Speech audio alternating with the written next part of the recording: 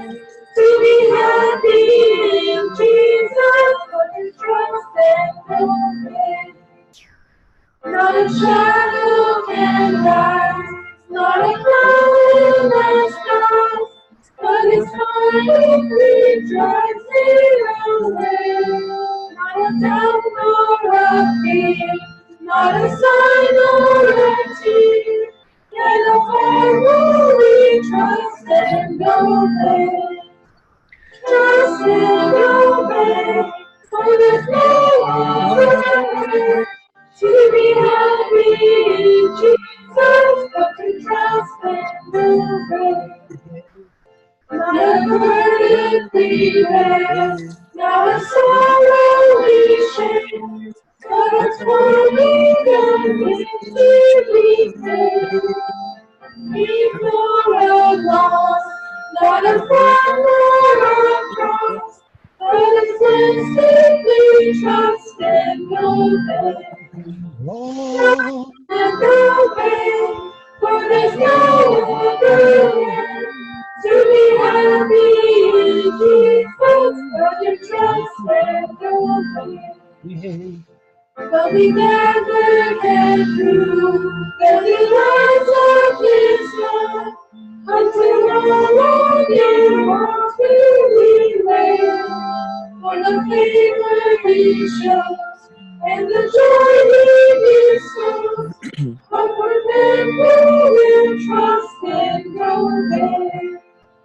Trust and obey, for there's no other way. To be happy in Jesus, but to trust and obey.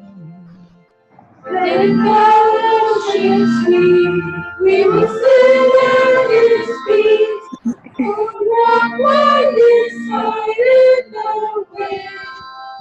The simply will do, where He sends we will go. Never fear, only trust and obey. Trust and obey, for there's no other way. To be happy in Jesus, but to trust and obey. Can I ask Brother Jonathan to pray?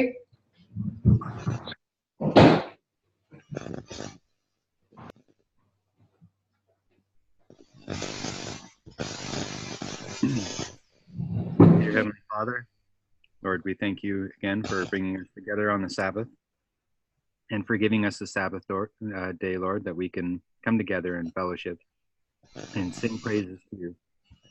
I pray, Lord, that your Spirit will be present with us now as we enter our next part of our service. Lord, we come to worship you and to honor you. And we pray that your Spirit will abide with each one of us. And that all our conversations would be that which would bring honor and glory to you, Lord. We thank you for your presence in Jesus' name. Amen. Amen. Okay, if everybody would mute all mics, and I'll pull up we're going to review Heraclea and prayerfully have a better understanding and be able to start spotting the events that are either happening already or coming soon, probably already happening. Give me just a second to...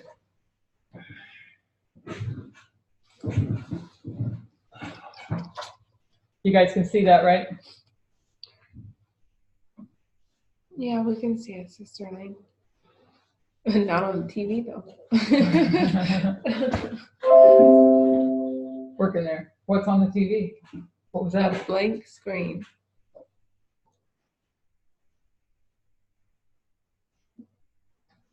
I didn't know it. We need Adriana for that, so it's blank for me too. Why is it blank? It just became. Oh, here we go. That was my fault.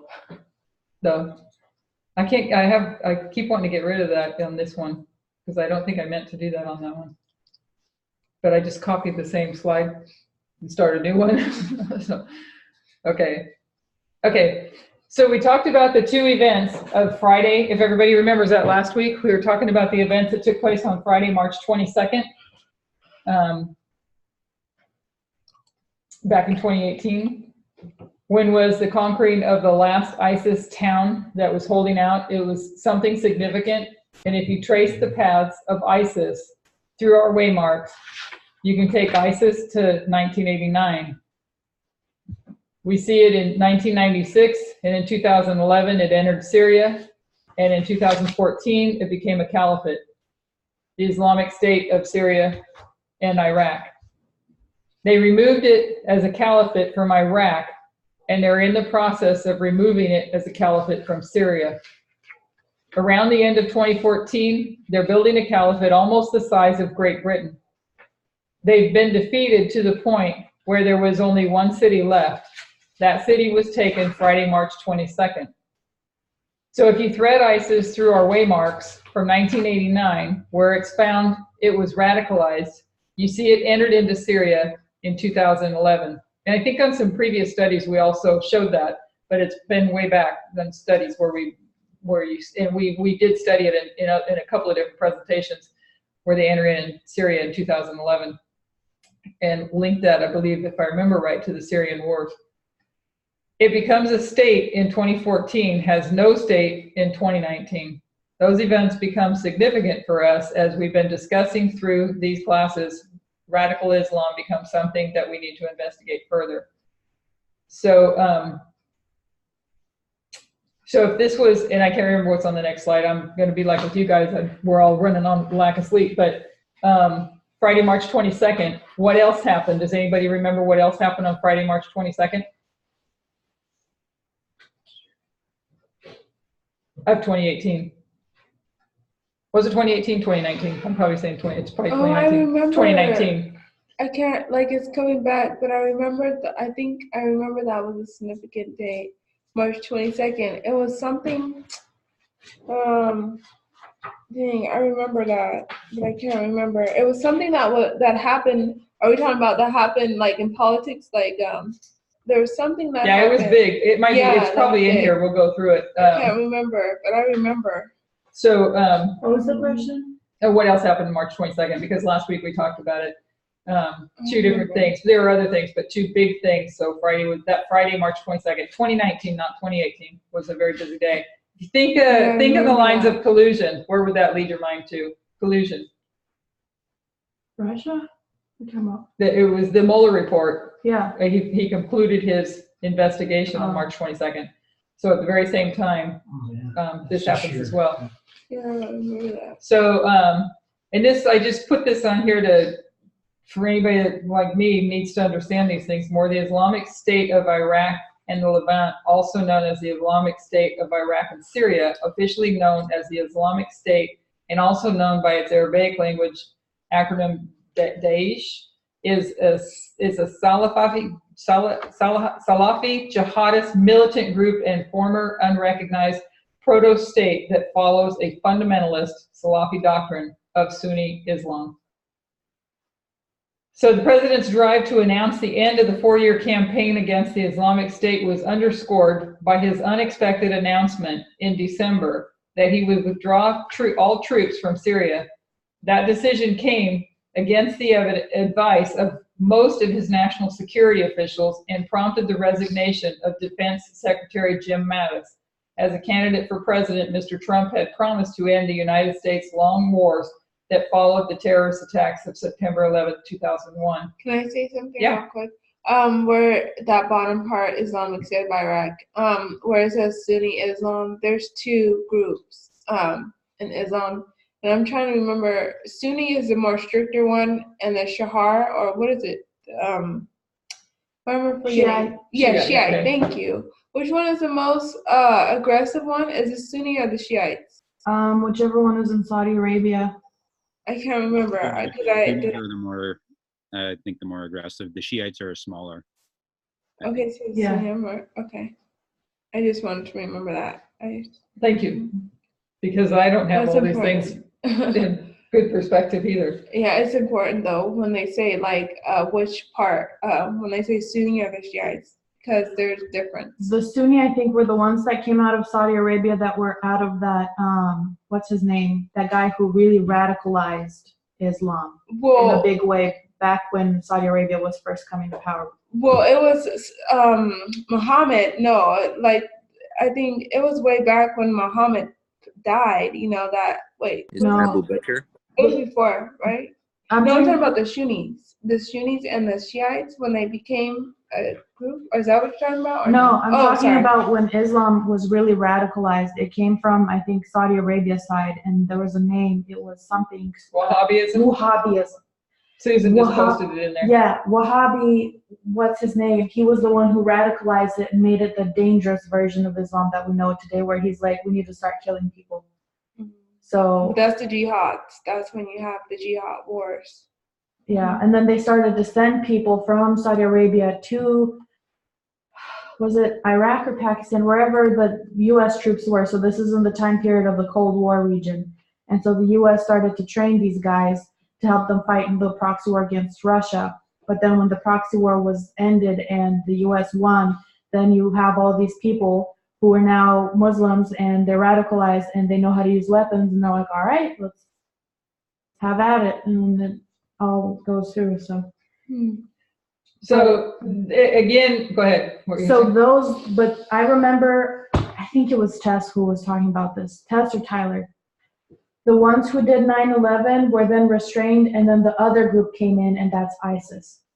So there's a power balance. When one is down, the other one is up, and when the other one is down, the other one goes up. That's interesting. Yeah, I thought it was interesting too. Anyway. So again, there's links here to the references that I give that you can open up in your slideshow and click and read more anywhere you want. Sorry. What? No, that's okay. What? No, the comment. Oh.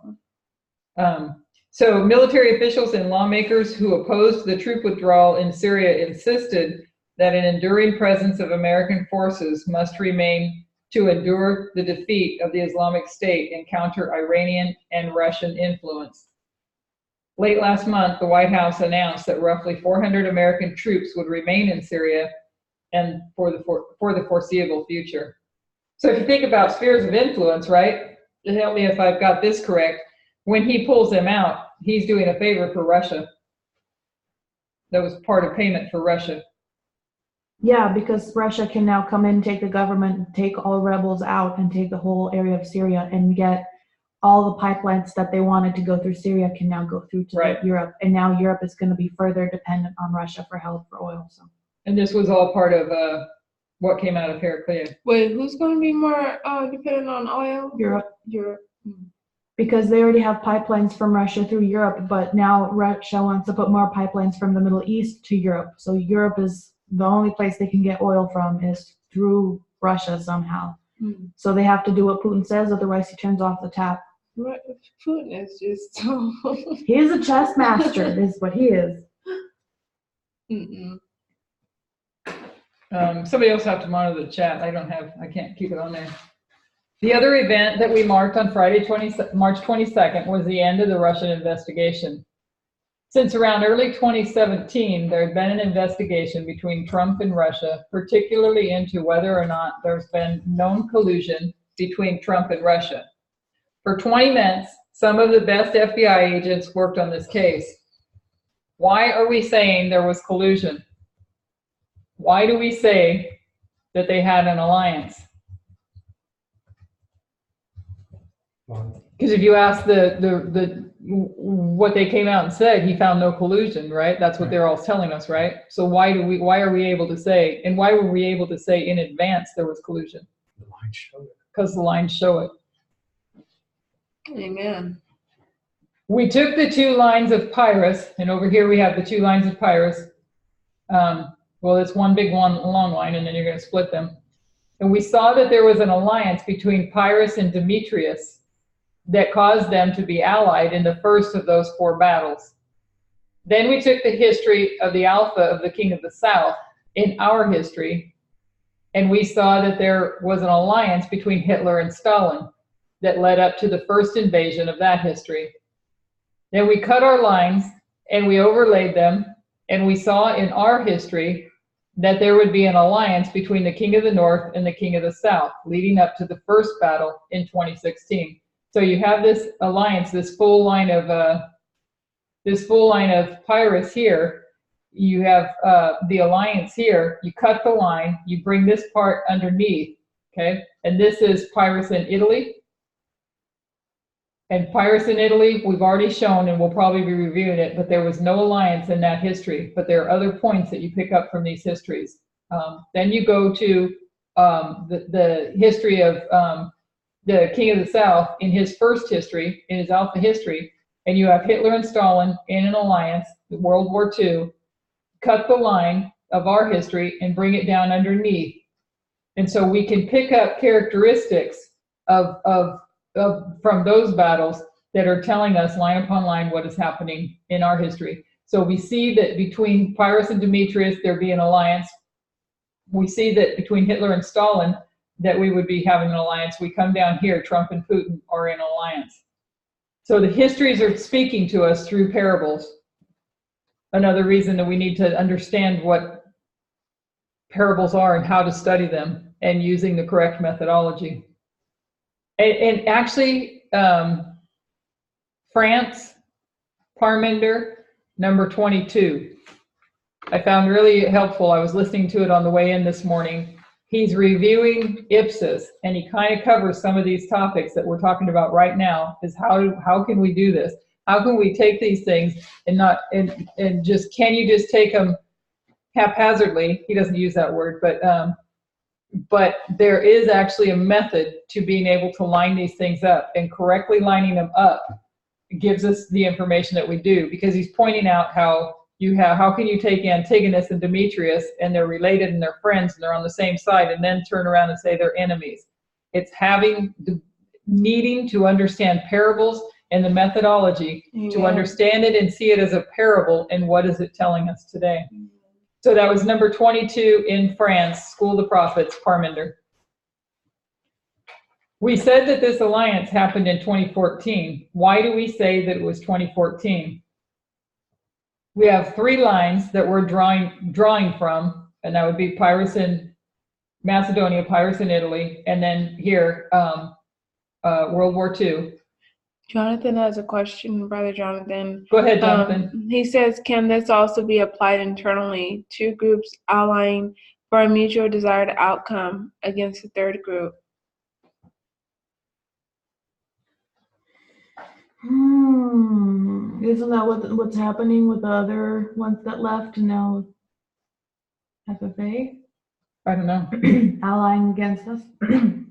But the thing, these allies, the third group is also an alliance.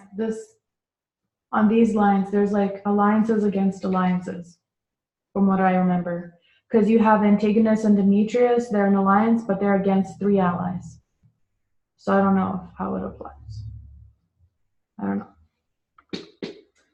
So why do we say it was 2014, the alliance? And we have three lines that we're drawing from. These two, Pyrrhus in Macedonia and World War II, gave us an alliance. Then what did the line of Pyrrhus in Italy give us? His arrival we saw in 2016. What about the waymark before you mark his arrival?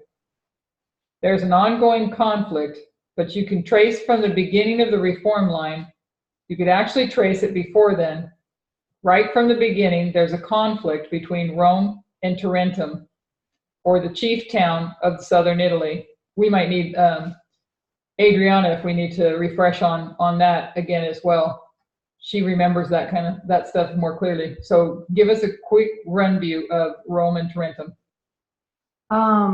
30 was the issue at hand. You had Tarentum on the east side of southern Rome, that region, and then you had Thurii on the east side, on the heel of the shoe, of the boot.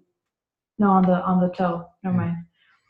Thurii was being attacked by the whatever their name was, the crazy barbarians, whatever their name, the Gauls. Was it the Gauls? I think so. And so they requested help from Rome to help fight them. This is skipping over the history of the two groups that were in the Greek city-states. Rome comes down to help them, and they enter the harbor, and they set up a garrison. This violates a treaty that Thurii and Tarentum had. So Thurii and Tarentum had a treaty. Tarentum had a treaty with Rome that said, you don't come into here. And Rome broke that. So Tarentum attacked that garrison, destroyed them, and that's when Rome declared war, and that's when Tarentum asked Pyrrhus to help them fight Rome, because Rome declared war, and they can't fight him. They're too strong. That's it. Okay. And we're going to review it just a little bit, but she said it probably very well here. So what was the problem? The problem between Rome and Tarentum, what does Rome want? Rome had just conquered the north. And if you remember geographically where Rome is at, and she's talking about the barbarians, I believe, were in the north. Rome had just conquered the north and taken all of this area, but they don't have the south. What does Rome start to do? They want dominion over the south. Rome wants to take all of Italy, which is composed of independent city-states under the sphere of influence of Tarentum. They were Greek city-states. There's one city-state in particular that they're fighting over, and that is Thurii. Rome places a garrison in Thurii because Thurii is torn between an alliance with their relatives, Tarentum, and an alliance with Rome, which promises greater economic benefit. There's two factions inside Thurii. One is for Rome and one is for Tarentum. That was the aristocrats and the democrats. The faction that wants to ally with Rome wins, known as the aristocrats. Thurii appealed to Rome for aid, and what does Tarentum do? Why did they ask Pyrrhus to help?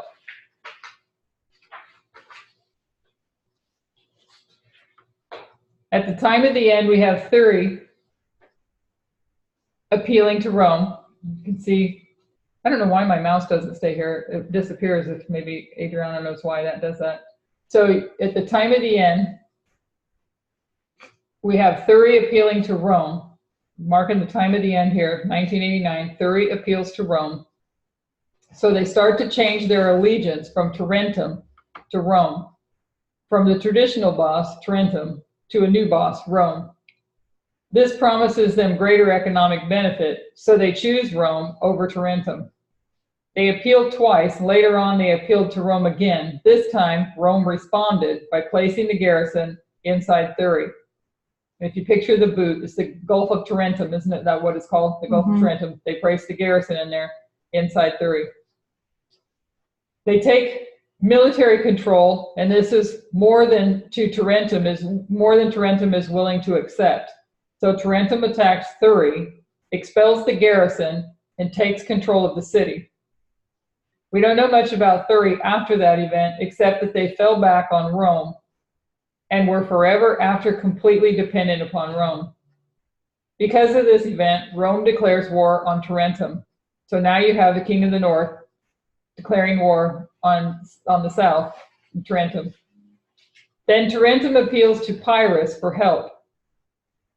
So we've got, if you're following along on our waymarks here, Thurii appeals to Rome. Thurii then places a garrison. Rome places a garrison in Thurii, and now Tarentum attacks Thurii. Then Tarentum appeals to Pyrrhus for help. Pyrrhus arrives and begins preparing Tarentum for war. So this is war preparation here. Pyrrhus here in 2016. You've got this, Pyrrhus here arrives 2016. We know that 2016 is the election. Pyrrhus is now helping. It's war preparation. Then you have the first battle, Heraclea, and that's 2018, and that's what we're reviewing, heading into review. This was the history that led up to the war between Pyrrhus and Rome, the king of the north and the king of the south. Instead of teaching us about this alliance, it gives us a different perspective, where the king of the north and the king of the south are fighting over a sphere of influence.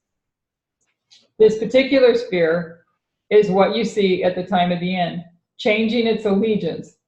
We mark 1989 to 1991. Then we see this fight continue. They're threatened by enemies, and Rome placed a garrison. There was a place where Rome took more control of the city. Then Tarentum attacks Thurii, and we just mark this as progressive. When we trace this through history, through our history, we see the sphere of influence between Russia and the United States.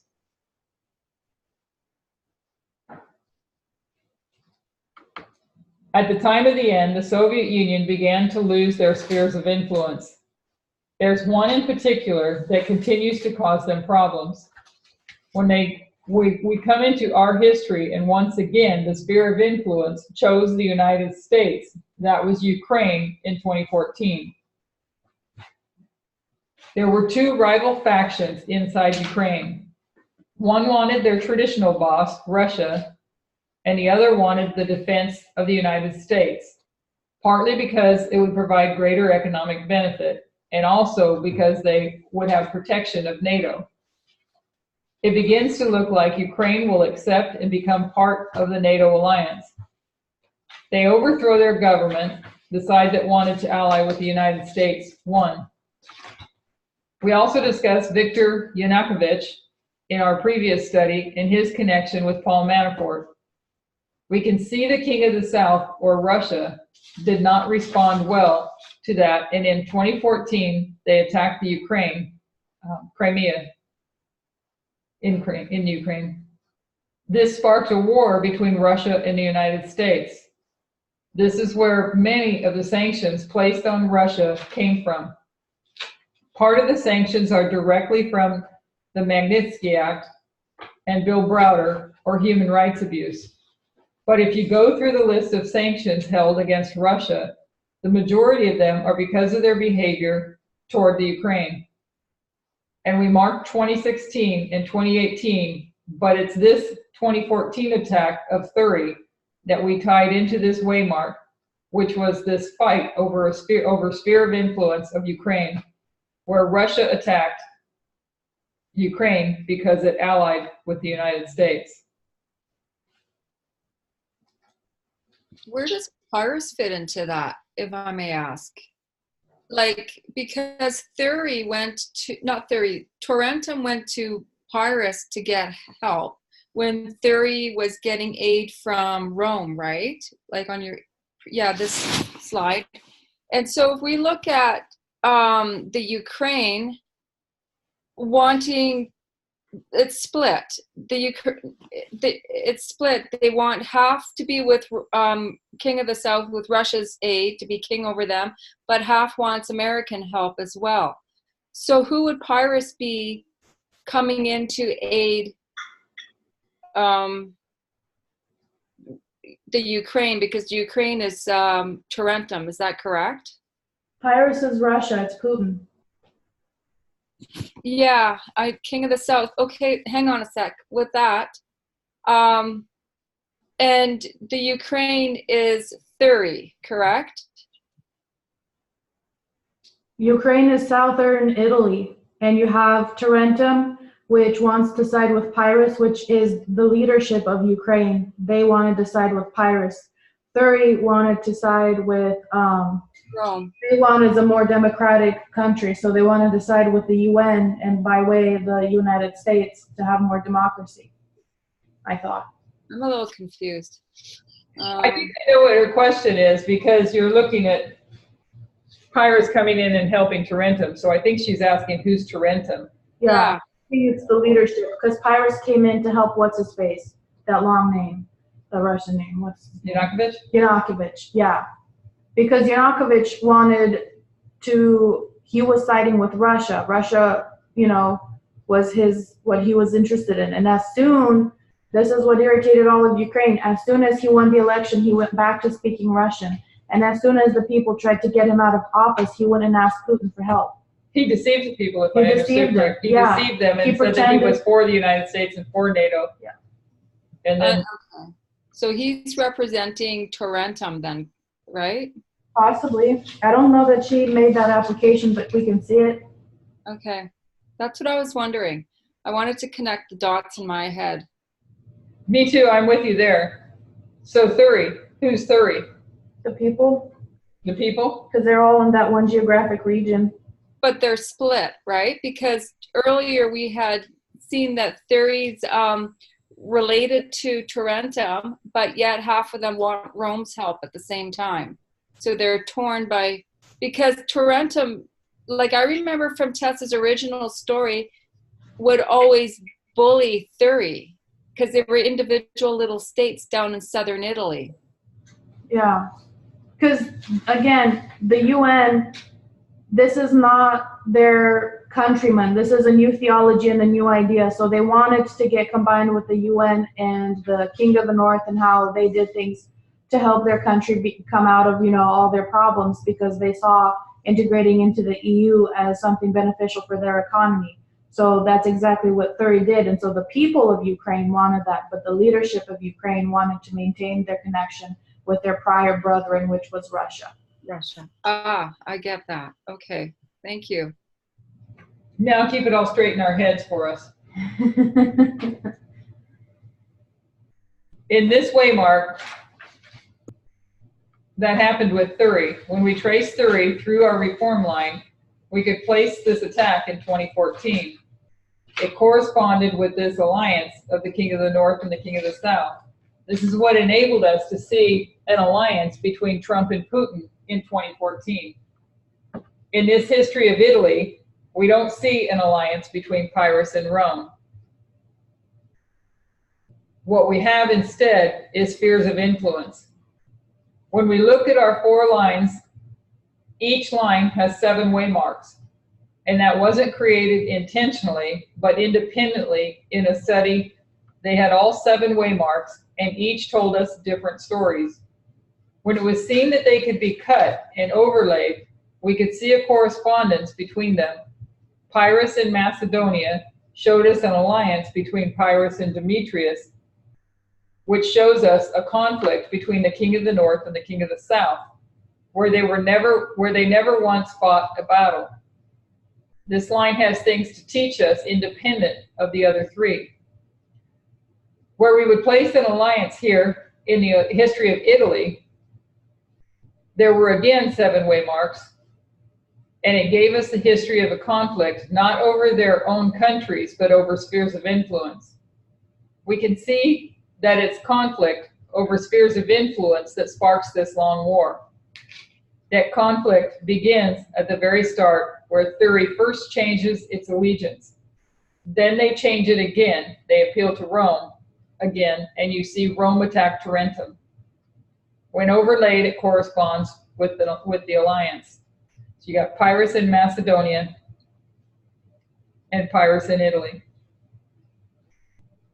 Pyrrhus in Italy is no alliance, and the alliance of Demetrius and Pyrrhus is in Pyrrhus in Macedonia. I think I still struggle. Then we come to the history of World War II, and again, it is the history of an alliance, the Molotov-Ribbentrop Pact. These 2 lines, Pyrrhus in Macedonia and World War II, demonstrate a proxy war. If everybody remembers, we laid the 4 lines out completely, where you had Pyrrhus in Macedonia, Pyrrhus in Italy, then you have World War II, and then you have World War III. And we know that the alpha is a history of failure, the omega is a history of success. So there were differences in different things to learn from each line. So these 2 lines, Pyrrhus in Macedonia and World War II, demonstrate a proxy war that begins in this history. We don't see that in the history of Pyrrhus in Italy, but these 2 you do. Then we can trace World War II, and it teaches us something different that the other 2 lines don't. One of the things it's able to teach us is there is war on 2 fronts. So it's not just Rome and Thury, or Pyrrhus and Demetrius, or Hitler and Stalin. Why Hitler has the same problems on another side of his country. We can see that it's an internal struggle with the West. So World War II gives us a whole other perspective, the Western Front. Each one adds to our reform line. So who remembers the significance of that what Pyrrhus in Italy gives us when it comes to this perspective of going down to World War II, where you see the war on 2 fronts. What was the purpose of that study? What? The war on 2 fronts. Because we have a war on 2 fronts. And what is it? Go ahead and say it. We have the U.S. and then you have over in Europe and Russia. Right. Yeah. So Trump is fighting on the Western Front his own people. so that he can prepare to battle and fight on the Eastern Front against Russia. How is that applied internally? Huh? How is that implied internally? Well, we had a discussion on WhatsApp group, is there a King of the South internally application? And we can't figure that out, so you'd have to find a King of the South internally in our movement. Because if you have a counterfeit King of the North, that's external, and there's a King of the South, but we have our true King of the North, which is an internal movement. Is there a King of the South for the internal King of the North? Which is the true. What are the characteristics of King of the South? That was a lot of shuffling. What was that? Oh, sorry. What are the characteristics of the King of the South for identifying? An independent ministry. Yeah. Is what because it's not aligned. The big thing is it's not aligned with Satan or with Christ. So I don't know if there is such a thing as an internal King of the South. I don't know. I couldn't figure it out. I don't know.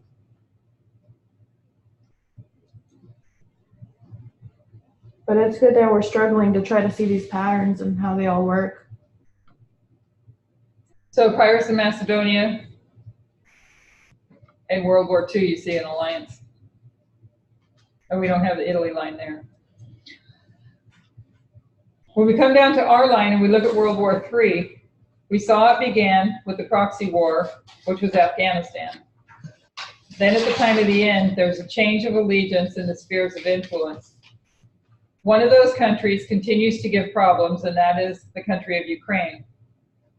It appeals to the United States, defeated their rival faction, which made Russia very angry, and then came against them in 2014. For our reform line, we take all three histories and the corresponding waymarks between Rome attacking Tarentum in our history is also the history of this alliance. Our history is very complicated the more we look at it. Only if we try to absorb it all at once, but it has layers. I find that interesting because if you go back to Ezekiel's wheels within wheels, that all these things are separate and distinct, but yet you had to learn, even though you didn't understand the connections, we have to learn each of these things separate of themselves and then bring them together. And it is very complicated when you bring them together. But the more we understand them independently, at least for me, as I understood each one independently, I could start seeing it put together. Our history is very complicated the more we look at it, only as we absorb it all at once, but it has layers. So at the same time, we're going into battle, we're going into an alliance. It's interesting that at the same time we're going into a battle, we're going into an alliance. So going into a battle with Russia over Ukraine, we're also going into alliance with Russia. That's correct, right? How I just worded that? Because they're going into a battle with Russia over Ukraine, but at the same time, Trump is going into an alliance with Russia. Yeah, it's because you had two different leadership in the United. Well, you had Obama, which was one leader that was fighting against Russia, and then Trump wasn't president yet, but he was making an alliance with Putin. And then you also had Yanukovych, who lied to his people that he was on the side of democracy and the United States and NATO. He bamboozled them. And then once he won, he sided with Russia. Okay, so let's see here. It's explaining not only what's happening in Ukraine, but what's happening between Donald Trump and Vladimir Putin. In 2016, Putin is preparing his country for war. At the same time, he's protecting and defending Donald Trump. So he's preparing for war against us, while at the same time, he's in protecting and defending Donald Trump. Because Donald Trump is Putin's number one weapon to destroy the United States, because like he says, here's the guy to be your president. This guy will get you somewhere. Yeah. Kind of a thing. Yeah. So that's his perspective on it. So he supports Trump because he can use Trump to defeat the United States. Yeah, but Trump is gonna backlash on him, and it's not gonna work out in his favor because our lines show us that. But that's what the intention of Putin was, to destroy the United States using Trump. I'm jumping ahead, but just a thought. So a question actually. So when you get to the midnight cry, because we know at Raffia, the king of the south attacks the king of the north, and the king of the south wins. But then you go to the midnight cry, and the king of the north attacks the king of the south. Is that because now all his I don't know how to phrase it, but all those governments that we're seeing out there that are far right governments, they're the ones that all unite with him to defeat Russia? This makes me want to think back to World War II because Stalin had a fear of fascism spreading. So maybe that is the thing, yeah.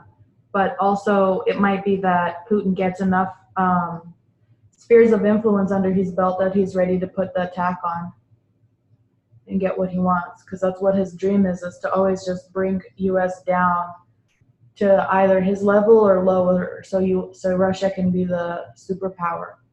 Because I don't see Putin as fighting for multilateralism like Gorbachev was. I see Putin as wanting to be like King of the North and be superpower, yeah. But it's not going to work in his favor. So whatever the attack he's going to do, it's going to be something he always wanted, and it's going to cause him to be lifted up. And then just like we saw in Daniel 11, we'll see. So he's fighting for Donald Trump.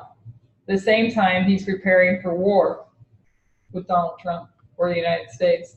Then we take this history of the Western Front, and we see that begin in our history. Then we also trace these other battles, Heraclea, Asculum, and Beneventum. So we have combined our lines. We've taken from each line different concepts.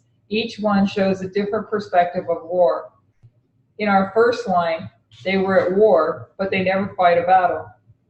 In the second, they fight battles, all won by elephants. In the third, it isn't battles, but invasions, and on two fronts. Instead of these being conflicting ideas, when we bring them into our history, they give us clarity about what is going on.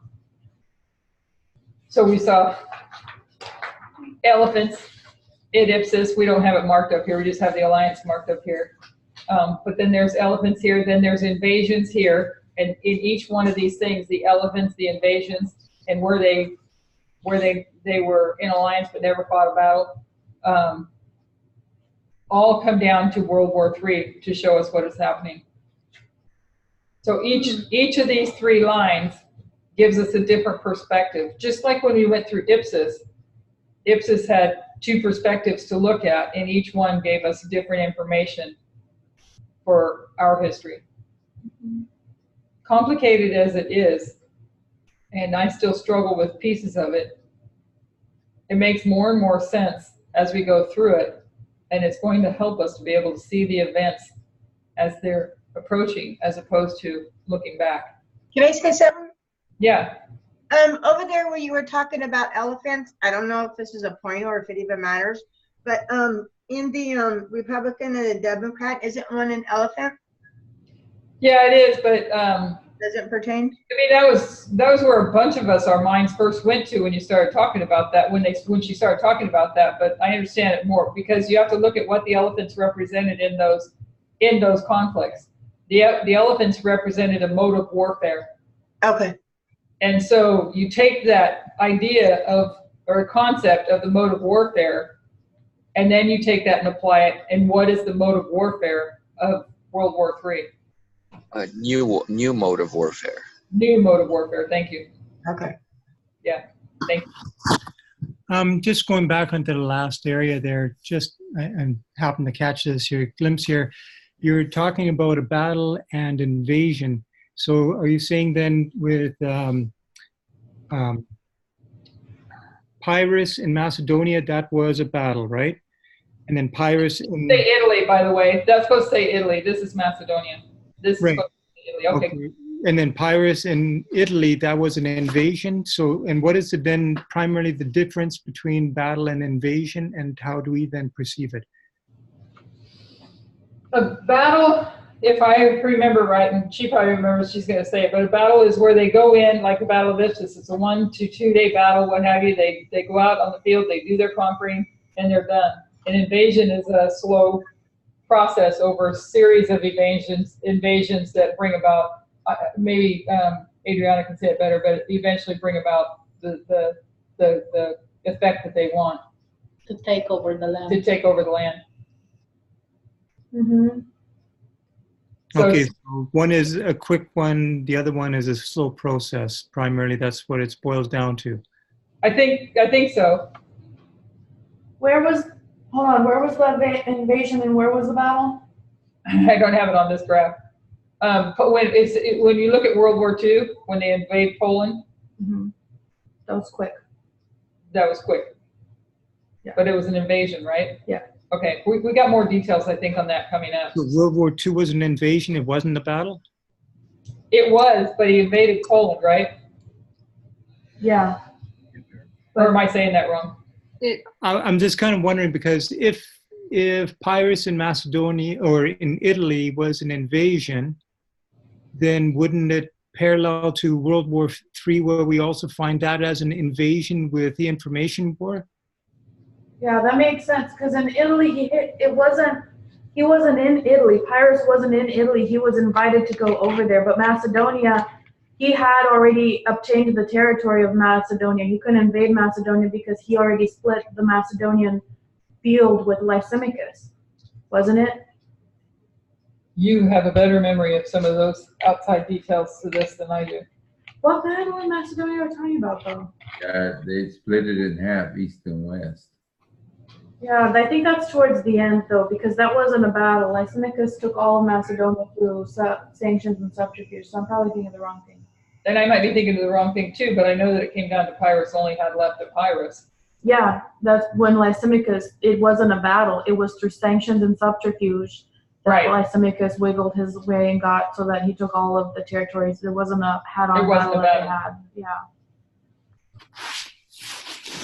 So, Oh, we're still learning? yeah, so primarily then, where you find Pyrrhus in Macedonia, that would parallel to World War II, where you find both of them as a battle then, right? Yeah, yes, because so Macedonia is Alpha history, Italy is the Omega history. World War I and World War II are both Alpha histories, and our history is an Omega history. But when it comes to battles and invasion, Sister Tess makes it clear that all of these lines, all of this history in Pyrrhus, none of it is accurate to what's happening with us right now, because these battles were very short back in those days, all of them. It doesn't happen. It doesn't matter if it's Macedonia or Italy. When you had a battle, you had a fight, people left, and it was done within 1 or 2 days. It's World War II where how the war on the Eastern Front and how the war on the Western Front looked that actually matches what it looks like in our time when it comes to duration, because it was slowly through a long period of time. I remember her saying that. Yeah.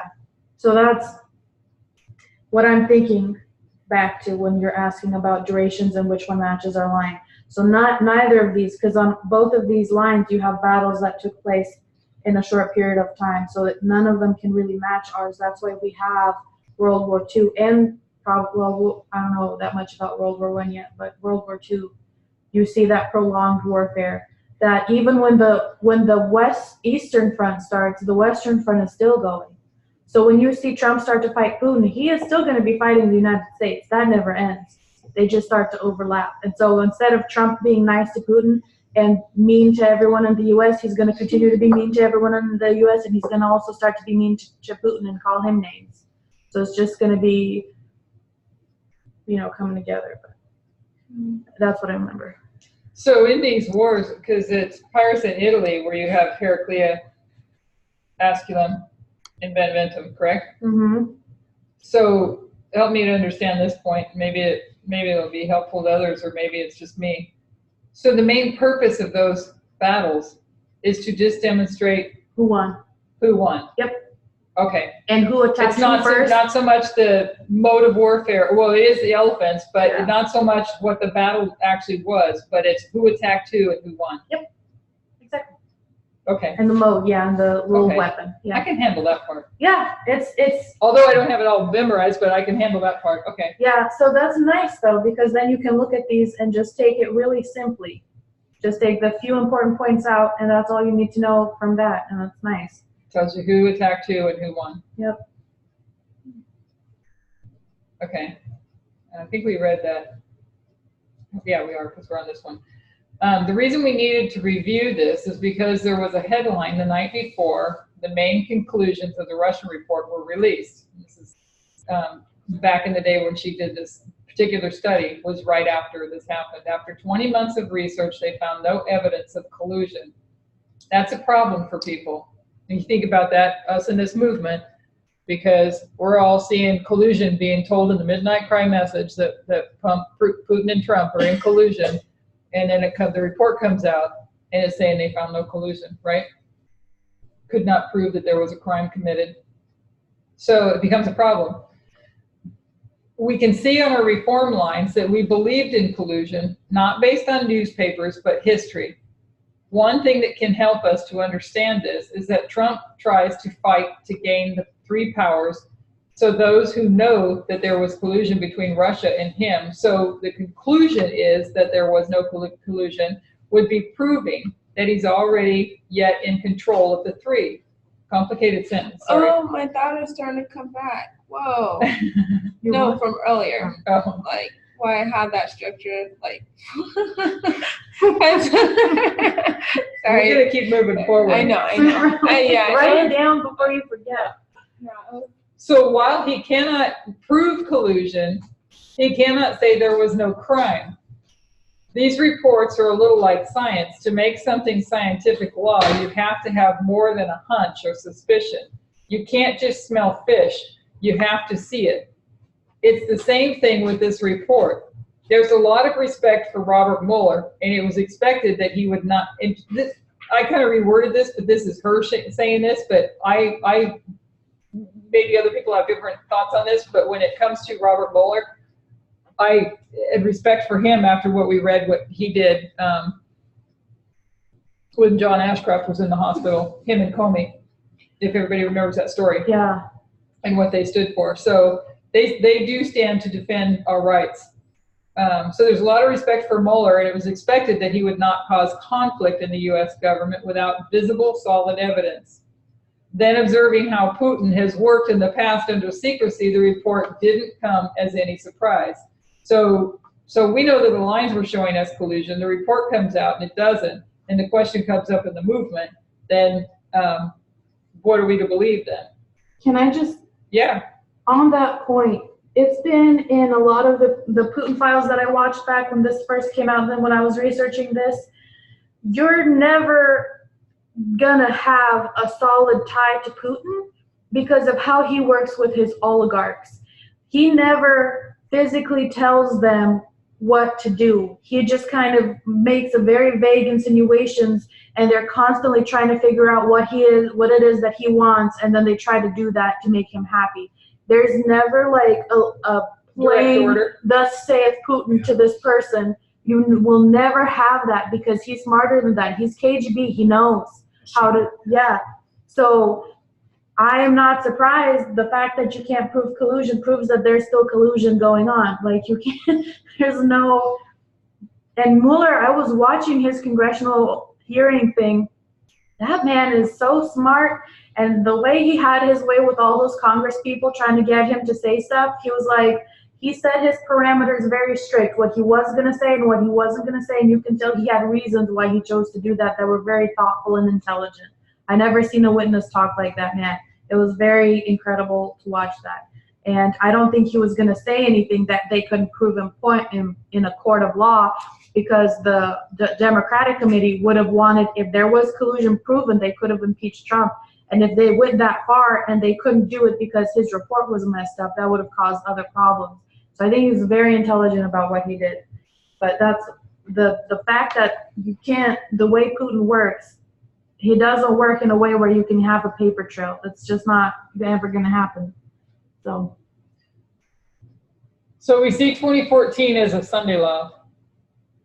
Show me this Sunday law in 2014. How do we know there was one? What happened in the political sphere of the United States? Patriot Act was passed in 2001. It goes through this history. It's strengthened. They do more and more with it.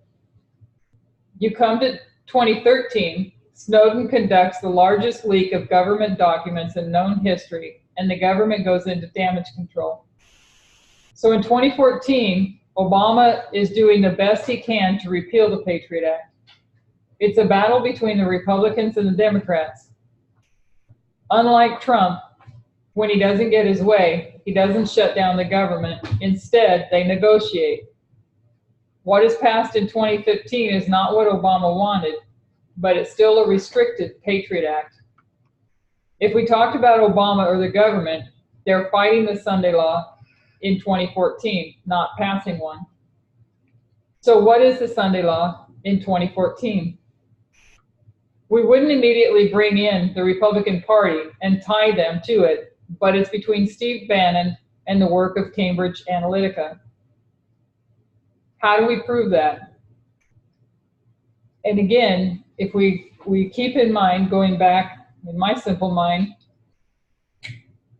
if we understand, okay, what is a Protestant supposed to do? It's supposed to be in protest against Rome, right? Mm-hmm. So now you have all the Protestants wanting to name this nation a Christian nation, bring it back to its Christian values, which it never was a Christian nation.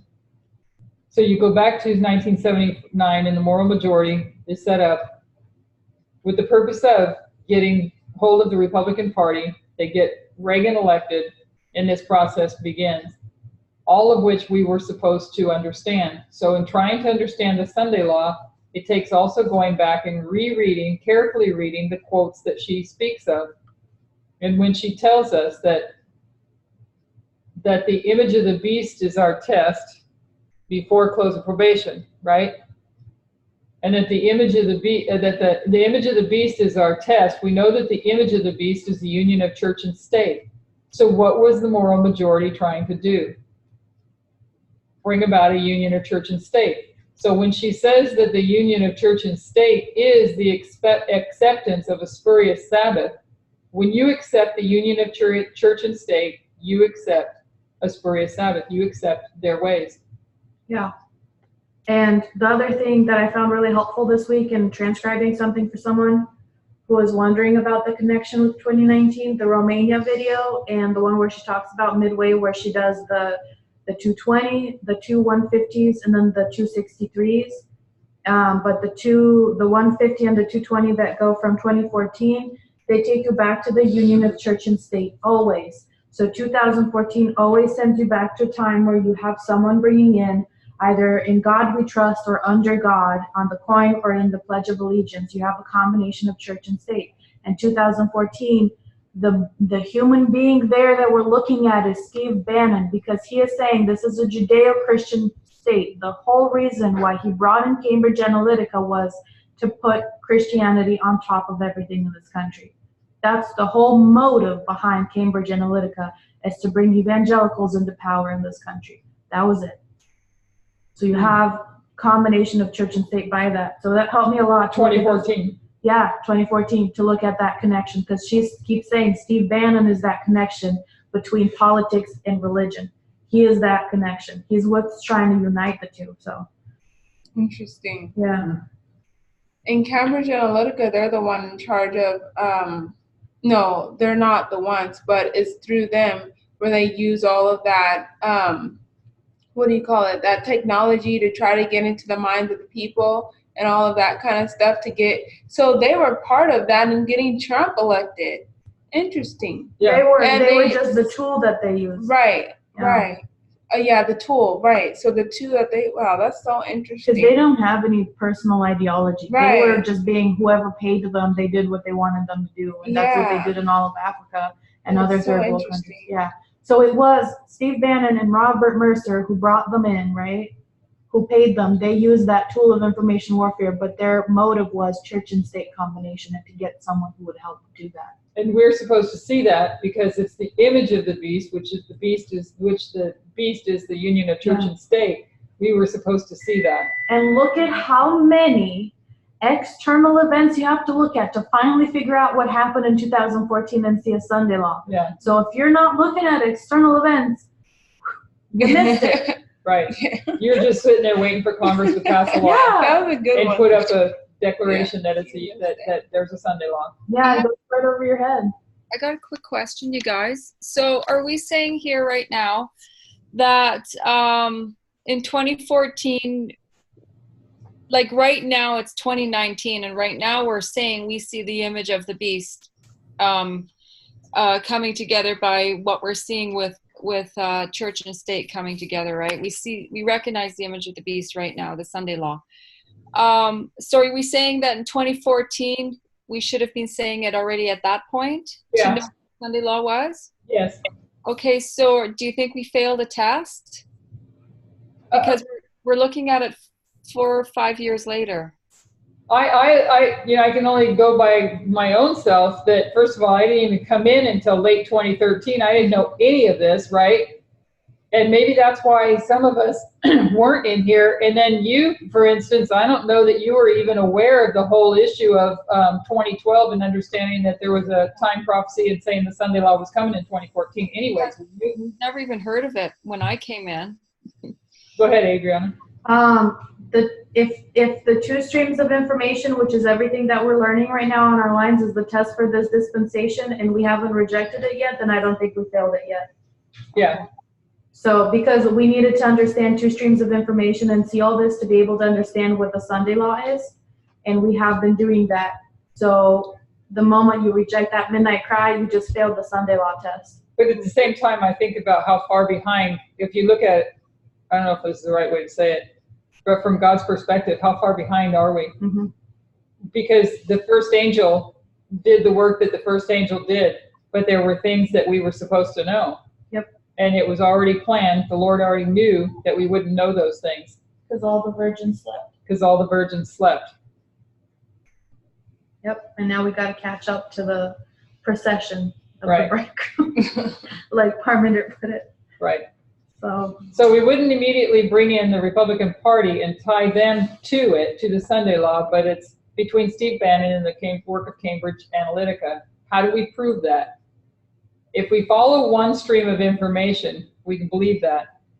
If we try to follow both streams, we believe nothing. If we follow the other one, you say that this is all conspiracy and it never happened. We're going to find that problem all through our reform line from 2014 forward. Where's the evidence? Rock hard proven evidence that this is a breakdown of the Constitution designed to elect the next president. What we are required to do is to observe the external events, which Sister Adriana just said, take them to a reform line and understand them through prophecy. And that's the very thing that now the other side is saying, is that we don't need all those external events. That's interesting. Sister Susan says leadership is tested first, so it would make sense that we did not hear it yet. Yeah. But Jeff heard it in 2012. Yeah. He was tested first. That's what she said. That's what she said. Oh, yeah. She says leadership is tested first, so it would make sense that we did not hear it yet. Yeah, and he was tested before this dispensation started. Yeah, that's true. But he just also said recently, I believe he said it recently, correct me if I'm wrong, that he doesn't accept this new information that's coming out, this all the political stuff. I can't say it the way he said it, the way I heard him say it. But he doesn't agree with it right now, the Midnight Cry message. That's what I am hearing from the people that some of the ones that each one of us for various ways have been approached, or, for instance, we've had some in our studies on Sabbath and various ones in email, that's the thing, the same thing that keeps coming out of them is that the external events, we're putting all this emphasis on the external events and we're not looking inside at our own selves and at the church that we're supposed to be looking at. So they're all saying the same thing, and it's interesting that they're all saying the same thing right after all those videos came out. So, and that's what they're saying, Jeff is saying, that we're putting too much emphasis on the external events, and I And we- heard him say it. I watched the locked door. I did, and I don't have a problem watching it. And he said that he doesn't. Yeah. The external events, he doesn't agree with that. So, anyways, but he's doing what Miller done. Miller didn't accept the midnight cry message either. Later he did. He repented. Which brings me back, and I'm not trying to cut you off or change your thing, but I mean, this is the topic on everyone's mind at the moment. The close of probation for the Millerites was October 22, 1844, right? Or was it a later date? October 22. Yeah, I thought Parminder had it on another date as well. But anyways, for us, it's November 9. And Miller, when did he repent? Well, Actually, Adriana's we were discussing that during the break. Yeah, So that go was ahead, good. Adriana. Good time. so you tell me what this quote is saying, if he repented or not, okay? I'm reading from Early Writings 257 and 258. My attention was then called to William Miller. He looked perplexed and was bowed with anxiety and distress for his people. The company who had been united and loving in 1844 were losing their love, opposing one another, and falling into a cold, backslidden state. As he beheld this, grief wasted his strength. I saw leading men watching him, and fearing lest he should receive the third angel's message and the commandments of God. And as he would lean toward the light from heaven, these men would lay some plan to draw his mind away. A human influence was exerted to keep him in darkness and to retain his influence among those who opposed the truth. At length, William Miller raised his voice against the light from heaven. He failed in not receiving the message which would have fully explained his disappointment and cast a light and glory on the past, which would have revived his exhausted energies, brightened his hope, and led him to glorify God.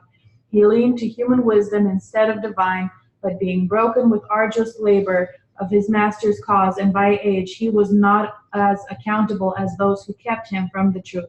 They are responsible, the sin rests upon them. If William Miller could have seen the light of the third angel's message, many things would have looked dark and mysterious to him, would have been explained, but his brethren professed so deep love and interest for him that he thought he could not tear away from them. His heart would incline toward the truth, and then he looked at his brethren. They opposed it. Could he tear away from those who had stood side by side with him and proclaiming the coming of Jesus? He thought they surely would not lead him astray, and like the first paragraph said, it says he bowed to human wisdom.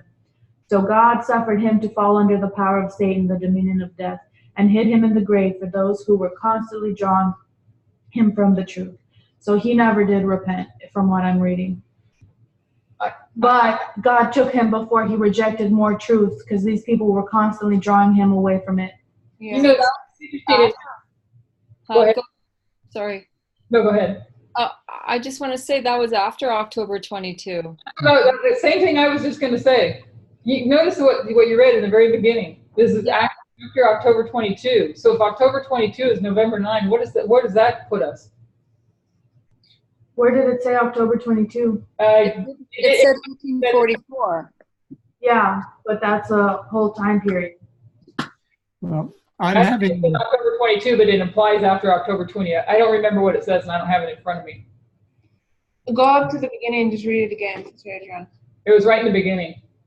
My attention was then called to William Miller. He looked perplexed and was bowed with anxiety and distress for his people. The company who had been united and loving in 1844 were losing their love. Okay, so it was referring to 1844 as in the past. Okay. But when the third angel's message first came out, did he accept or reject it? William Miller? Yeah. The first angel? Yeah.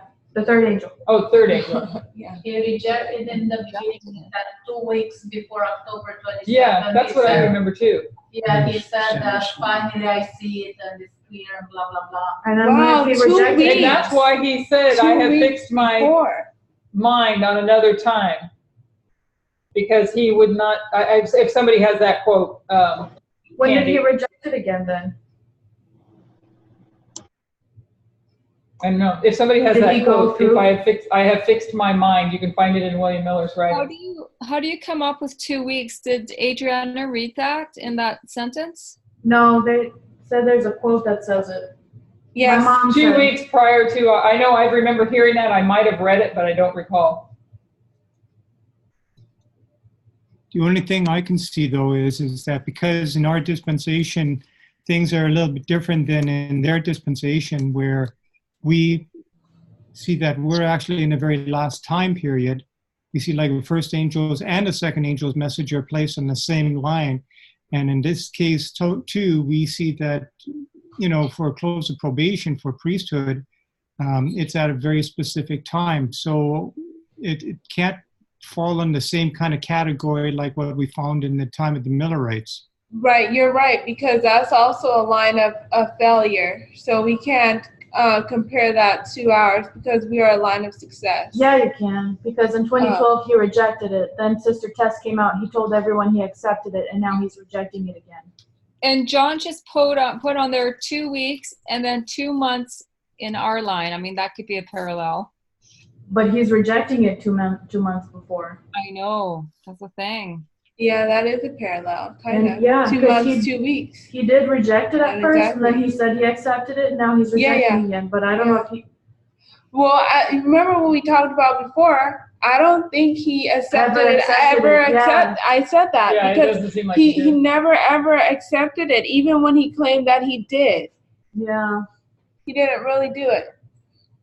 He didn't really. But he accepted November 9 because he was copying Tess's lines when he was somewhere at one of the, I can't remember where he went for a camp meeting. It could have been overseas. But anyways, and he drew up all of the dates and the big lines that led to November 9, all the history on our line. Do you remember that? Wales in December. Okay, Christine done it too, and Francisco, they done it when we were practicing these things weeks and weeks and weeks ago. So he has to have had accepted it to some level. Yeah, to some level, but I don't think he accepted the total midnight cry. Yeah, he accepted time. He accepted November 9, but he didn't accept the midnight cry. Oh, well, if it does match so nicely, I hope then that matches that he's saved too. Me too. Because that's what, I mean, everything else matches. I don't see why that wouldn't. It has to. Like, it has to match because everything's fulfilling to the very letter. Yeah. It has to. It can't otherwise. If I remember that correctly, now when we're talking about Matthew 25, that is the experience of the Advent people, and this is also the experience of us today as well. And it will fulfill to the very letter, so the very same experience will take place. Yeah. After Sister Adriana explained to me, because that Millerite line is a line of failure, and we can't. And when I said that, you said, "But he accepted and then he was right." So it seems like you did. I know. But I'm just saying, because we can't take a line of failure and look at that too. So, but we do. Yeah. This is what were you which saying? Parts can't we take from the line of failure? Right. Because some parts we do. Yeah. So that I don't know. It's yeah. Thank you. I just want to know your thoughts on that. Yeah. Because we put it on the line for a reason. And discernment. That's for sure. Yeah. Because we can easily. I could easily mix things up. Exactly. I know I have. Yeah. When you say William Miller rejects the third angel's message, you mean that he didn't accept the Sabbath in 1846 when they all did, right? Is that what you mean? Or because that's when they accepted the Sabbath, right? In 1846. Is that what you mean when you say he didn't accept the third angel's message? I think if I refresh me, what he rejected was October 22nd, didn't he? Yeah. Yeah, they didn't have a Sunday law. There was no Sunday law back then in the Miller. They didn't.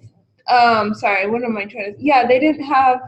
What was it? Again, going back to show that there's. So he accepted the view of the sanctuary. Yeah. I think I got confused, and forgive me. I've missed a bunch, but I was remembering how he also didn't accept the Sabbath when they all did right away. That he accepted it later. So I think I might have those two ideas merged in my mind somehow. Yeah, me too. You're not alone there. I don't remember him accepting the Sabbath. He never accepted the But that's Sabbath. what I mean. That would be a Saturday, Sunday test. See, in my mind, I'm thinking that would be a Saturday, Sunday test. That would be a mark of the beast test, right? So that's what I was thinking. Yeah, he did not accept the Sabbath, but he did accept October 22nd. He did after. It was the midnight cry that brought them to October 22nd. Just like it's the midnight cry that brought us to November 9th. Yeah. So can we figure out when he's going to die based on Miller's pattern? Say that again? I know it's a very morbid thought, forgive me, but can we figure out when he's going to pass away based on Miller's pattern? I don't know. You never know. That could be a possibility. Just saying. But I don't know. That's also if God wants us to know that. Yeah. Because we can with his tools, you get better and practice and you can know the mind of God. He's given us the ability to know his mind, to know what's going to happen. But as far as him, some things, no, because he does say he will reveal his truth to his children. So, it just depends on if God wants you to know that. So that's all I can say. But I don't think it's out of someone's reach to know. If you have a close communion with God on that level of relationship, which he's allowing us to enter into, you can know all things. But yeah, then again, it just depends. So let's go back to notes here. So what we're required to do is observe the external events, take them to a reform line, and understand them through prophecy. Because what gave evidence to the Sunday law in 2014 was by comparing and contrasting the internal and the external. We can see that it's true regardless of what evidence we might see from court of law. We can understand what's happening in 2014 with collusion, and we can understand that there is collusion partly because it is a subject, and there is, I think everyone understands, if you're following one stream of information, that the behavior in this history is suspicious. Not just in this history, but we've traced the suspicion all the way till about January, February 2019, talking about the behavior of Trump. Without that history, the story of the external events, we don't have 2018. So we need the external news source. We need that external news source. But to actually place it in prophecy, we don't need Robert Mueller's approval, because that isn't what makes it a waymark. The reform lines make it a waymark.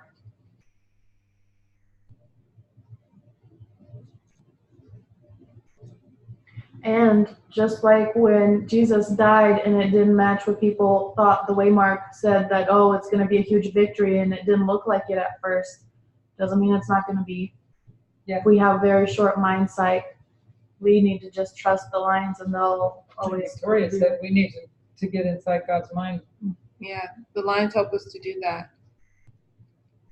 How do we build a waymark or a correct idea of external events? For Sister Tess, she expected this report, that however nice it would be to have confirmation in the Mueller report that there was collusion, we believed in October based on these reform lines. We believed collusion in October. We can go to good external sources to observe the relationship between Trump and Putin and give us clarity about what that looks like. When it comes into our history, what we hang our faith on is the reform lines, our methodology, and the repeat of history. One of the reasons we may be disappointed that the report, though not surprised, is the test that this creates for us. Are we willing to hang our weight on a reform line, especially when they conflict with our preconceived ideas? Are we still willing to give those up when we see the repeat of history? So it's interesting that what Satan has attacked is the need to look at the external events. If you think about it, if Satan wants to hijack God's people, he's going to hijack them from the very thing that they need to see. It's probably no surprise then that what's being attacked is that we don't need to see all these external events, and we don't need to understand politics. I have a thought or a comment. Where it says, oh, where did it say? Where we don't need to, let me find that. The events where I'm trying to find his exact words. Are you talking about the previous? History repeats. So ever since we've been at Venice, or me, ever since I've been at Venice, I've always heard history will repeat itself. Right. And then we have Leonard always saying there's nothing new under the sun. So it's pretty cool, actually, to have that in there, because then we can reflect that that was one of our main thoughts every time we were studying just basic level prophecy. Right. And why does that make history a parable, or why is a reform line prophetic? Because they're parables. It's because of that very thing. It's because history does repeat. That makes the line prophetic, because based upon a previous history, you can compare and see what a future history will look like. And that's what makes it prophetic. If that makes sense. Yeah, I see. Yeah. Yes. Yeah.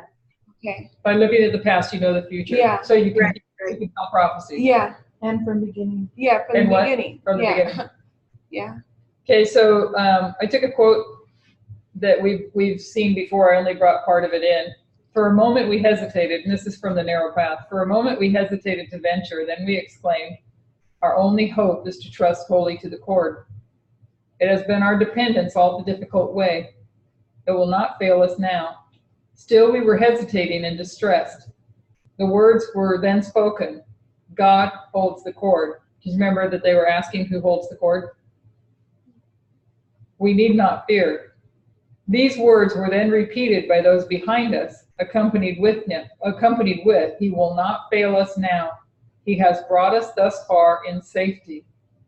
My husband then swung across over the fearful abyss into the beautiful fire beyond. Beyond. I immediately followed, and oh, what a sense of relief and gratitude to God we felt.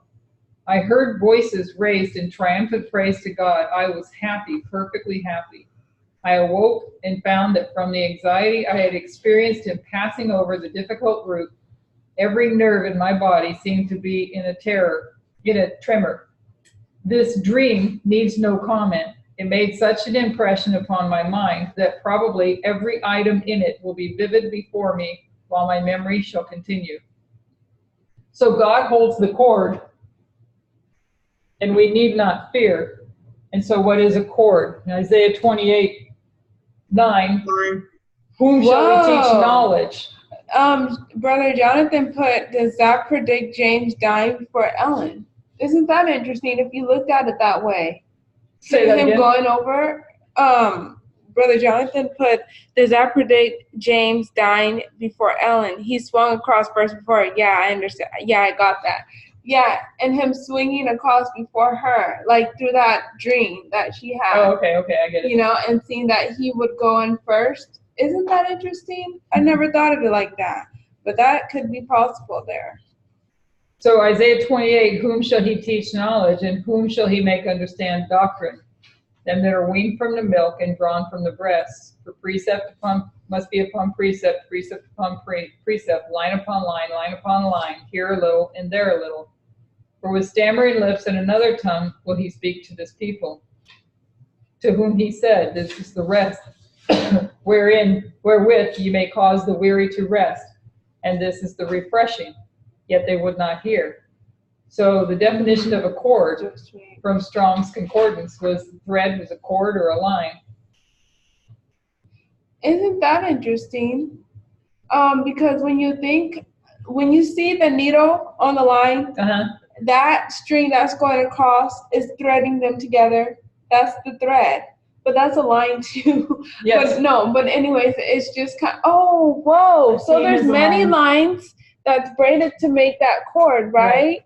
So you have the threaded line, and then you have the waymark lines, and then you have the bottom line, I don't know if you braid that up, you can get like a cord or something. I don't know. It just came to my When mind. you take all the lines of history and put them together, if they represent lines, you take all those lines of history and you put them all together, you break all those histories together, and you have a big fat cord that continues to get bigger and bigger and bigger. Yeah, I get that. If you try to hang off of one line, it would snap, but the more lines that you add, it reinforces and strengthens what you're hanging on to. Amen. And that rope kept getting thick along the path, and we had more and more lines being added all along the way. And what holds the ship together until Sunday law? The line. Many cords.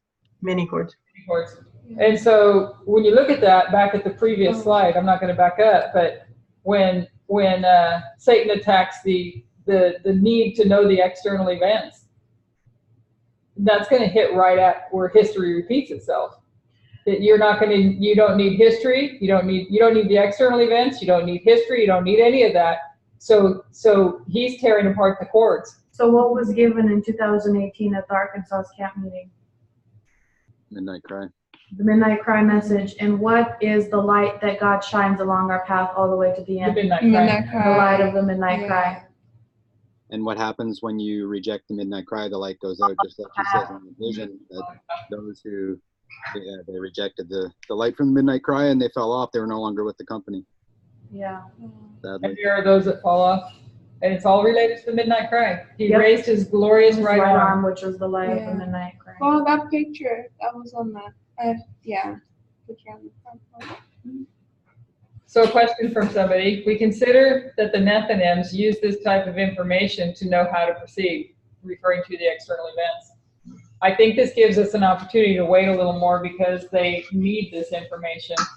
So I think it's likely that this information will soon be given to them, and then we will also have our confirmation, because I think in our lines we have proof enough to sustain this at this point. This is talking about also the Mueller report that they need this type of information.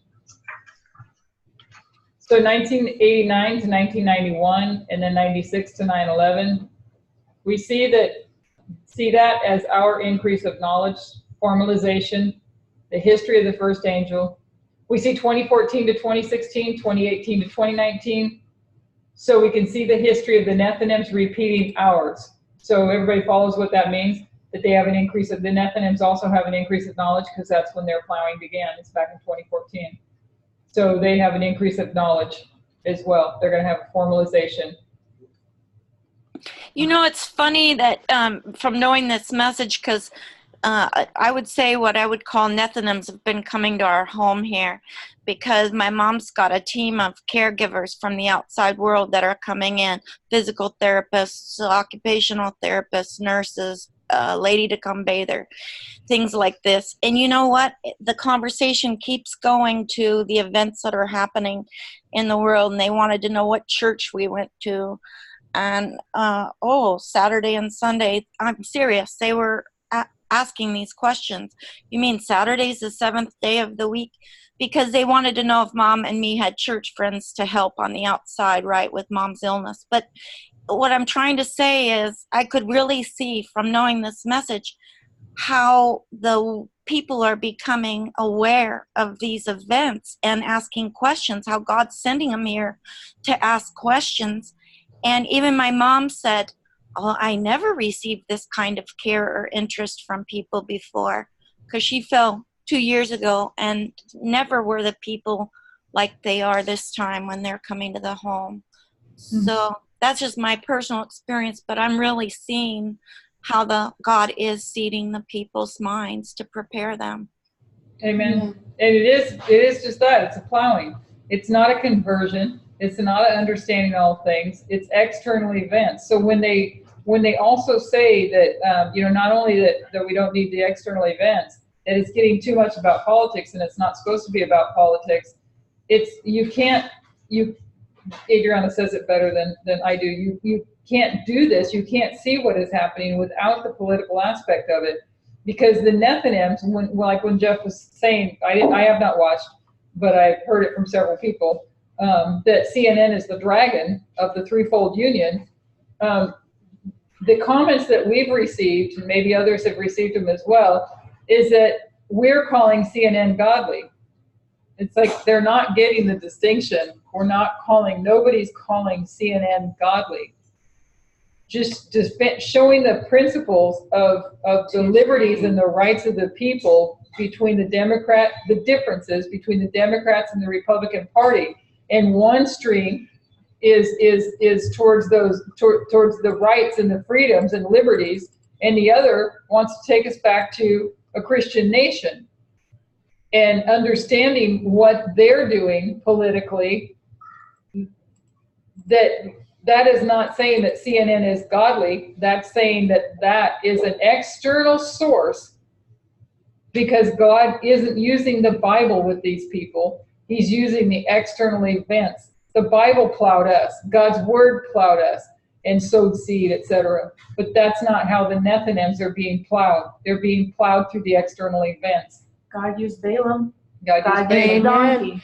Amen. God used Cyrus. I don't know if That's he was right. a godly man or not, but he used them in a big way. He was the promised one. You're limiting God on Yeah. what he can do to wake up a people. He uses all kinds of things to communicate to people. I remember that was a huge discussion among SDAs and how God communicates to people, because they would say through providence, through the Bible. But what I was thinking was that God communicates through everything, TV. Now, that's why it's important to know the difference between the right stream and the wrong stream. But he uses everything, anything to get people's attention, because he meets you where you are. If you limit God on what he can do and how he can speak to a certain person, then you're missing his power. He used it. Sorry, I was trying to wait. I couldn't think of the word I was going to say. He used, and I'm sure we can all attest to this, experiences in my life when I wasn't even a Christian to establish some Christian principles that I didn't even know were Christian principles, so that when I did come to him and become a Christian, all these lights start to go on, right? So he used outside sources for us. If he doesn't have the Bible to reach us with, that's mercy. Amen. That's mercy. He could just leave us out there. He could have just left me out there. And even spirit of prophecy, even God tells us that we're a living testimony. So when people see your life, they might have never picked up a Bible, but by your witnessing through your character, through your relationship with Jesus, others can see the word in you. And that just takes us all the way fast forward to now, and recognizing who his messenger is, knowing who is of him and who is not, because you know them by their fruits. It just takes you back. And how do you know them by their fruits? It's the relationship that they have with God that gives us the ability to know if this person is of him or not. His truth will be in that person. And those who are of God recognize his truth. And that's just... Those are of God. Yeah, exactly. I thought that only Jesus, right? Yeah. I want to say something. Exactly. Victoria, a while back ago, you were talking about how God, the experiences in our life, God is going to use, it's the experiences in our life that will glorify God, because I'm sure not many, everyone's had like bad experiences, good experiences, just experiences. But it's those experiences that we have that bring us closer to the Lord, that helps us know that the Lord has always been with us. And he will use that all of our experiences, because we will be able to work with different sorts of people. Amen. And also all for his glory. Amen. Okay, I'm going to move forward because I don't remember how many more slides we have, but we have some stuff at the end that I really want to make sure we get to. Let's see here. The concern is that the tests are harder than that. We're talking about the Nethinims now, and looking at the external events. The tests are harder than that. In 2012, we were given the message of time and expected to accept it. In 2014, there's all these Ellen White quotes that reject time. Those have not been explained. So if we're in this movement in 2012 and we see somebody completely unknown from a little country put out information predicting time, and then you have all the inspiration telling you can't do that, and then you have the leaders of this movement tell you it's fanaticism to predict time, to save yourself and not listen to these studies. We're required to accept that message on time. How easy was that test? With all those quotes, how easy was that test? Everything is against us. We see in 2018, it's 6 years later, when Parmenter gets up in Italy and explains those quotes, and the movement accepts it. 6 years too late. The test was hard. We had to accept time with all those quotes speaking against it. And Elder Jeff, who we trusted since 1989, those tests are not easy, which is why Sister Tess expected Robert Mueller's report not to give us confirmation of collusion. Do we accept the methodology and the lines, or do we accept what the newspaper tells us? Real quick, I want to say we accepted time so easily because we were so familiar with the lines. Only because it was on the lines was it easy for us to accept. That was after. That was after the fact. We're talking about back in 2012, and you're in 2014. Are you going to accept it? Everybody was against time. Time wasn't the test in this. Well, I know, but when it did come out, right? You know, when we started talking about time now, it was, well, for me, because I go, yeah, that makes sense. It's on the line. That's why we accepted it, though, because we had already gotten past that test. So when in October last year, in 2018 in Arkansas, when test came out with the midnight cry, no one had a problem with November 9th because the test wasn't on time. What they had issues with was what she was presenting. Sister Susan, you and your amazing facts. I just love it. No, 6 years. 6 is the number of man. It was not necessarily 6 years too late. I think everything is right on schedule with God. Yeah. So it's a hard test. So let's see.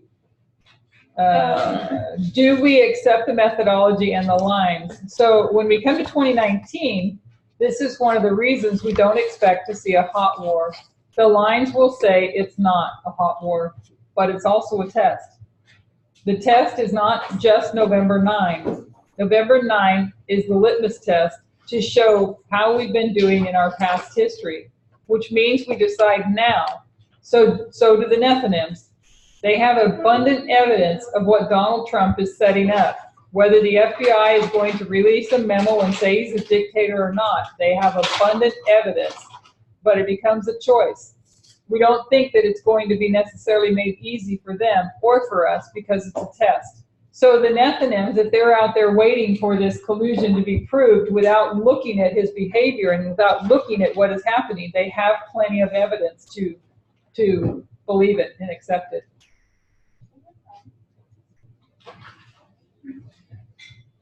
There was a diversion based on the Mueller report released.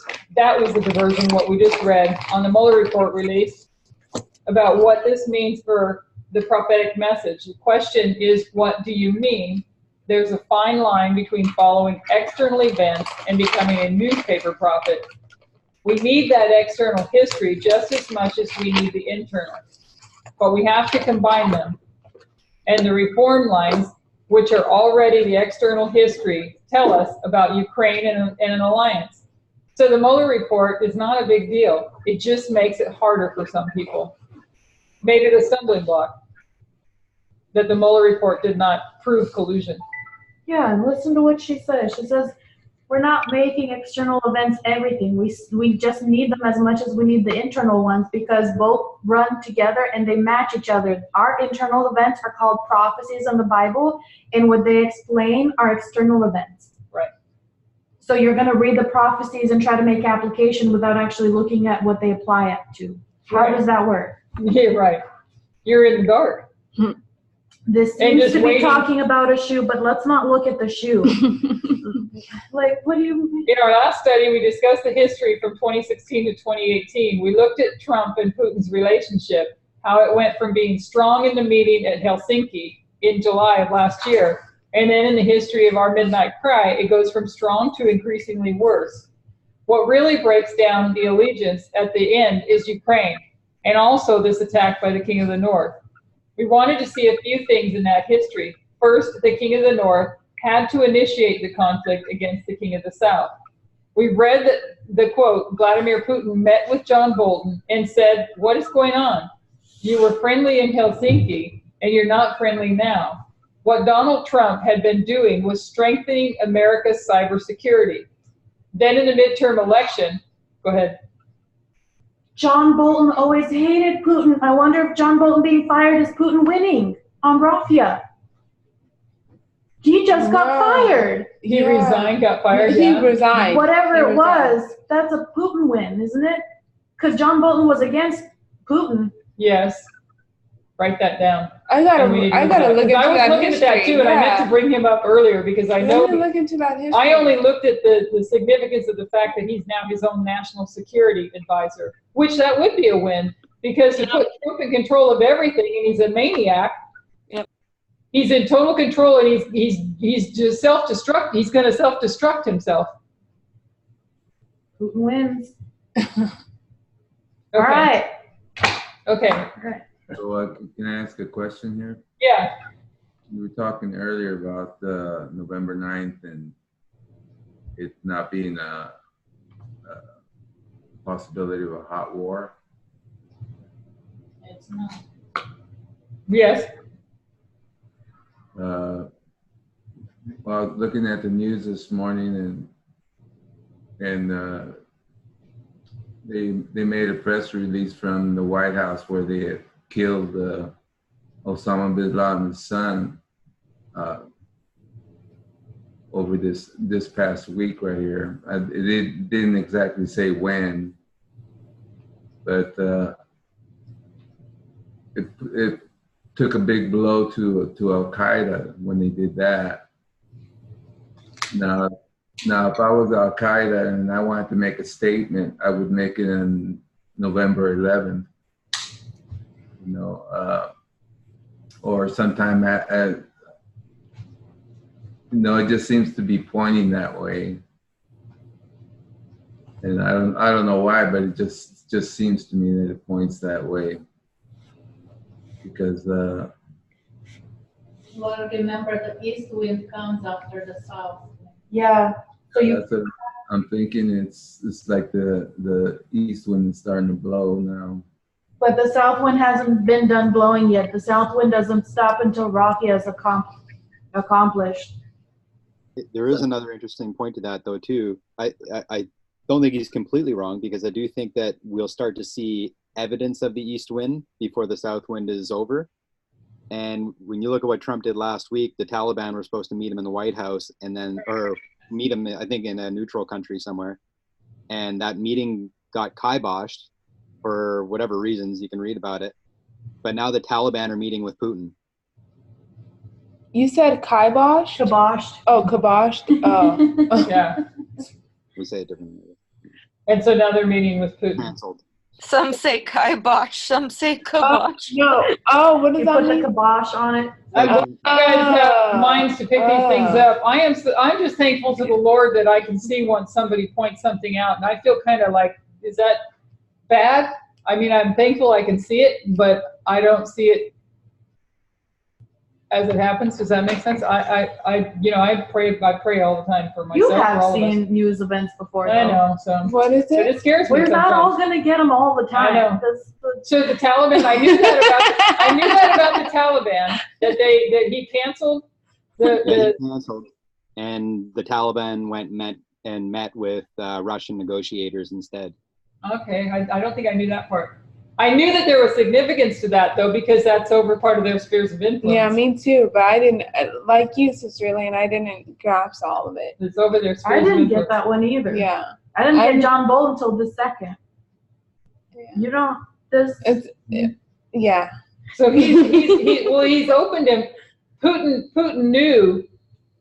Let me see. I'm thinking this through, so I might be wrong. But Putin knew that Trump is a brilliant man, but an idiot. Is that safe to say? Yep. Yeah. So Putin knew. Idiot savant. It's because of that arrogancy and that pride. And so he knew he could play him like a puppet to get what he wanted. And what he wants is to have all the spheres of influence in his corner, correct? Mm-hmm. And so get Trump in there to do his idiotic, arrogant things is be ruler of the world and have him implode. Yep. He did the same thing with North Korea because Trump was negotiating with Kim Jong-un. All these deals, was the first president to meet with a North Korean leader in I don't know how many decades. And then somehow he messed it up. And then what happens? Kim Jong-un and Putin are all buddy-buddy, and Kim Jong-un is all of a sudden firing off all these missiles almost like every week now. Because everyone's scared of Russia, so he's like, let me send this guy in, and then when they hate this guy, I'm gonna look real good. Well, that's what happens when you're power hungry. Trump does not care, but at the same time, we know he's not stupid, even though he is an idiot. But he is in a way. But no, because at the same time, I think that Trump will wait. We know that he's going to wake up to see actually what's really going on. He's calculated. Yeah, he's calculating. So although he may lose this, I know, yeah. Why did he put that bill with internet security? Yeah. He knows so that yeah. he has what he has on him. Yeah. But his own arrogance is going to do him in I had a thought and it went away. Sorry. That's okay. It's not your fault. It was his own arrogance that's going to do him in at Raffia, though. But we have to remember Panium comes after Raffia. Right, that's what I'm saying. Is that where he regroups then with all the other far right-wing leaders? I think it's too soon to tell for what's going to happen then, because it's hard to say what's going to go on with all these right-wing leaders. Boris Johnson in the UK seems to have muddled his whole presidency or whatever he is over there, just in the first week that he became the prime minister or president, whatever he is. Yeah. Okay, let me get back to this then. Then in the midterm election, November 6, 2018, he attacks the Internet Research Agency. The conflict over cyber attack was over Ukraine, and we also discussed the role of sanctions. So November 6th, there was a cyber attack against the IRA. Then we saw Ukraine and Russia attacking their ships. Donald Trump began to cancel his meeting with Vladimir Putin, particularly the G20 summit in Buenos Aires, Argentina. But they did meet in secret around December 1st. The relationship had gone from bad to worse. They met in secret, and on December 19th, Donald Trump reverses his previous language, announces the troops will be withdrawn from Syria, half the troops, so they're in this battle, and now all of a sudden he's going to give back to Putin. Half the troops in Afghanistan, and he's ending sanctions on Oleg Deripaska, all of which are a victory for Vladimir Putin, which we said we would need to see from the beginning. Then on December 20th, Vladimir Putin is in a 4-hour news conference, which he holds once a year, where he lavishes praise upon Donald Trump. So these were some of the, I didn't mean to back that up. So these were just some of the things that we just went through in this paragraph here. Issues that are part of Heraclea. Okay, when we trace the history of World War II, we saw the alliance had been strong, started to break down because of an invasion by Germany, so the Soviet Union invaded one of Germany's allies. Their difficulties over spheres of influence in Germany had also not been paying. They had a secret meeting, renegotiated, redrew the spheres of influence, and Germany promised to pay. Then the relationship was stronger than it had been before. That's just a brief review of what we said previously. So the parallels from World War II, that there's this alliance, it breaks down temporarily, and then they renegotiate, and that's what December 19th, what went on at Heraclea, the relationship goes bad. They meet, and that was back at the secret meeting in Argentina, the G20, where they secretly met and had a translator. He took the translator's notes away, and the translator was not allowed to speak about what happened. So they renegotiated, and then the next thing you know, we're withdrawing troops from Syria, half of them from Afghanistan, and the sanctions are removed. So he gets his spheres of influence, and he gets his some of the sanctions removed. So because of Russia's behavior against Ukraine, the United States, along with other countries, introduced these sanctions on Russia only recently. So the Magnitsky Act goes back further. Trump promised to release sanctions on Oleg Deripaska, and there's all new sanctions. Donald Trump hadn't long been president when Congress passed a bill that he had to sign. What they did at the very beginning of his presidency is to make it very hard for him to be able to block sanctions on Russia. They recognized that his relationship with Russia was unhealthy for the country. Even these sanctions that he's trying to release on all of Deripaska, he's had a great deal of trouble with repealing those sanctions because it has to go through Congress. There have been months of debate on votes since December 19th. Even though he's trying to have them repealed, he hasn't been allowed that power. And so these are just a couple of articles, and we're going to jump past these, but it talks about what happened there, that Congress actually did, and it was Republicans and Democrats aligned, that both did not feel that his relationship with Russia was a healthy one, and that so immediately what they did was put this in place, and Trump had to, I'll read the one. The bill is a major blow to Trump's agenda to warm relations with Moscow and demonstrates that even in a time of partisan rancor and near total legislative dysfunction, both parties can agree that Trump simply can't be trusted to deal with Russia without their input. Last week, sanctions legislation targeting Russia soared through the Senate by a margin of 98-2, just days after it coasted through the House of Representatives 419-3.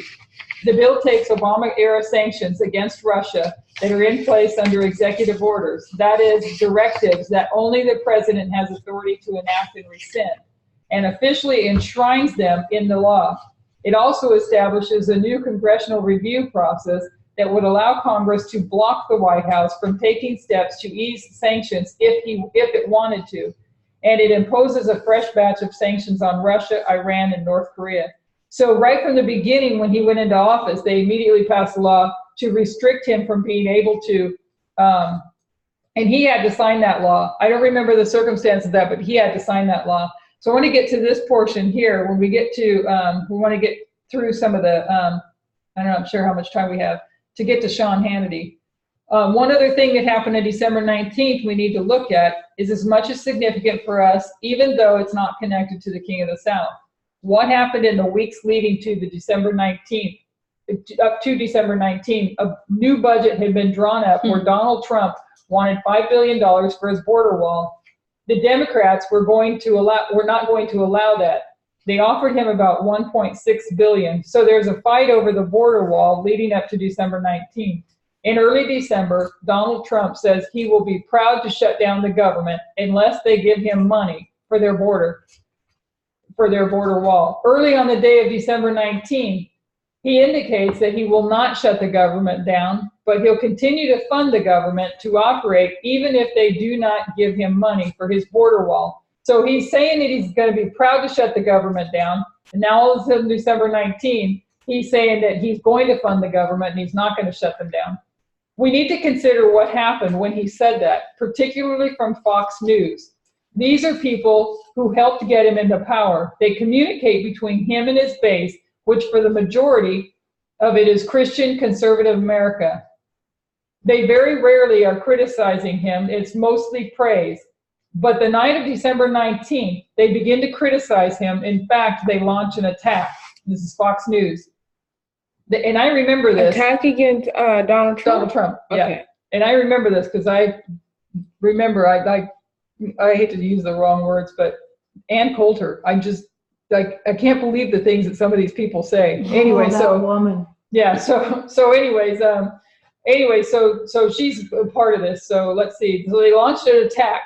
They say through their TV screens, and she's speaking in terms of what they're speaking to Trump through their TV screens and to all of us, that this is a decision that Obama would have made. So, imagine Trump sitting there watching your favorite news program, your favorite newscasters, and they're sitting there telling you, what are you doing? That's what Obama would have done. That his presidency would be a failure, Trump's presidency. They're telling that Trump, your presidency's a failure, that he's completely betrayed those who voted for him in 2016. That they wouldn't vote for him again. And there's a real attack launched from Fox News.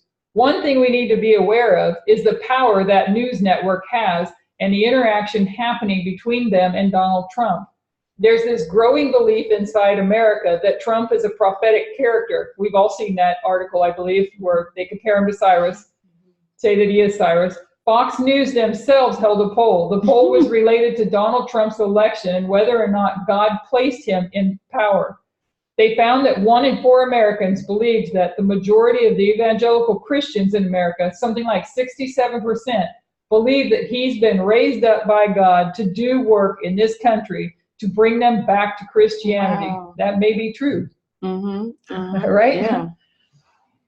For such a time as this, to Wow. test his people. Yeah. These are people that watch Fox News. It's the base that they begin to set up intentionally from 1996 when Fox News began, that they would be a news station for American conservative Protestants. That was their business plan, not the result. So there's a couple articles that you can read there on what Ann Coulter says to him.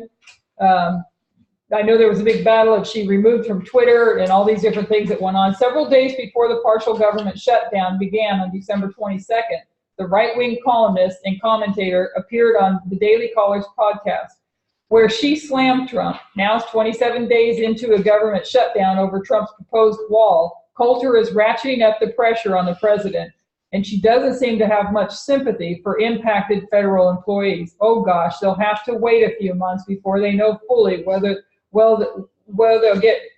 they're going to get paid in full. She said, look, I'm in favor for this, but I'm not in favor of this, but previous shutdowns have been much more difficult. When we came to December 19, they spoke to Trump through his TV screen. December 20th, he changes and says he's going to shut down the government, and that largest government shutdown in U.S. history began on December 22nd. So what did he do? If he said, you know, I'm going to shut the government down if I don't get my wall, he didn't get his way, but he was using it to get his way. He did shut the government down. Yeah, after the fact, but he was going to back down because he was going to back down and not do it. And then that's when they put all the pressure on him. I might have said that wrong, but that's when they put the pressure on him. Okay, so he's going to shut down the government, and the largest government shutdown in U.S. history began December 22nd. Fox's main news presenter, Sean Hannity, talks to Donald Trump every day. He has more power over Donald Trump than the general Jim Mattis had, who quit December 19. Sean Hannity has more power than Jim Mattis ever had. They talk every day and make sure their stories are straight. Sean Hannity shares Trump's perspective through his news channel, and Donald Trump finds out what his base wants to hear, and like the border wall, he's making his decisions based on that. We're not sure, and he gets rid of all of his advisors, right? That's true. Who controls who? He's gotten rid of all his advisors, and Fox News is his advisor. The American conservatives are his advisors. And no conservatives now, like she's talking about, Heraclea, John Bolton is gone, and he's now his own national security advisor. So that's also, if that's right, that's a win for Putin and that's a win for Trump, because Trump is now less restrained, because you have two wins. You have the win for Trump here where he becomes less restrained, and you have the win for Putin across seas. So because he's got to flip him over the edge while he's unrestrained. And when I did hear that, they did say that this is the fourth one, the fourth person who have stepped down. Oh, he's had so many, but of that particular position is fourth. It's the fourth. Yeah. So they talk every day. Let's see here. We're not sure how it is thought the Sunday law will get passed, but we know that the people ask for it. So if the Fox News is the voice of the American conservatives that are advising him, it's the people that demand the law. So the people tell Donald Trump they want a Sunday law, and he passes it. If we trace our waymarks, that dynamic is already set up. He's being advised to decide his policies in a way that no president ever has before. We observed that in a very special way on December 19th. We need to research that relationship, and particularly how it worked on December 19th, and the people that have power and authority with Donald Trump. His decisions are not being made through the usual mechanisms, which would normally be by advisors or generals and people of experience. Instead, much of it happens through alternative sources, particularly Fox News. What happened on December 19th is a perfect setup for how we expect Sunday law to happen. We saw so there's this gang pile through Fox News, the American conservatives speaking through Fox News, through the speakers, to him, to get him to do what they wanted him to do. Yeah.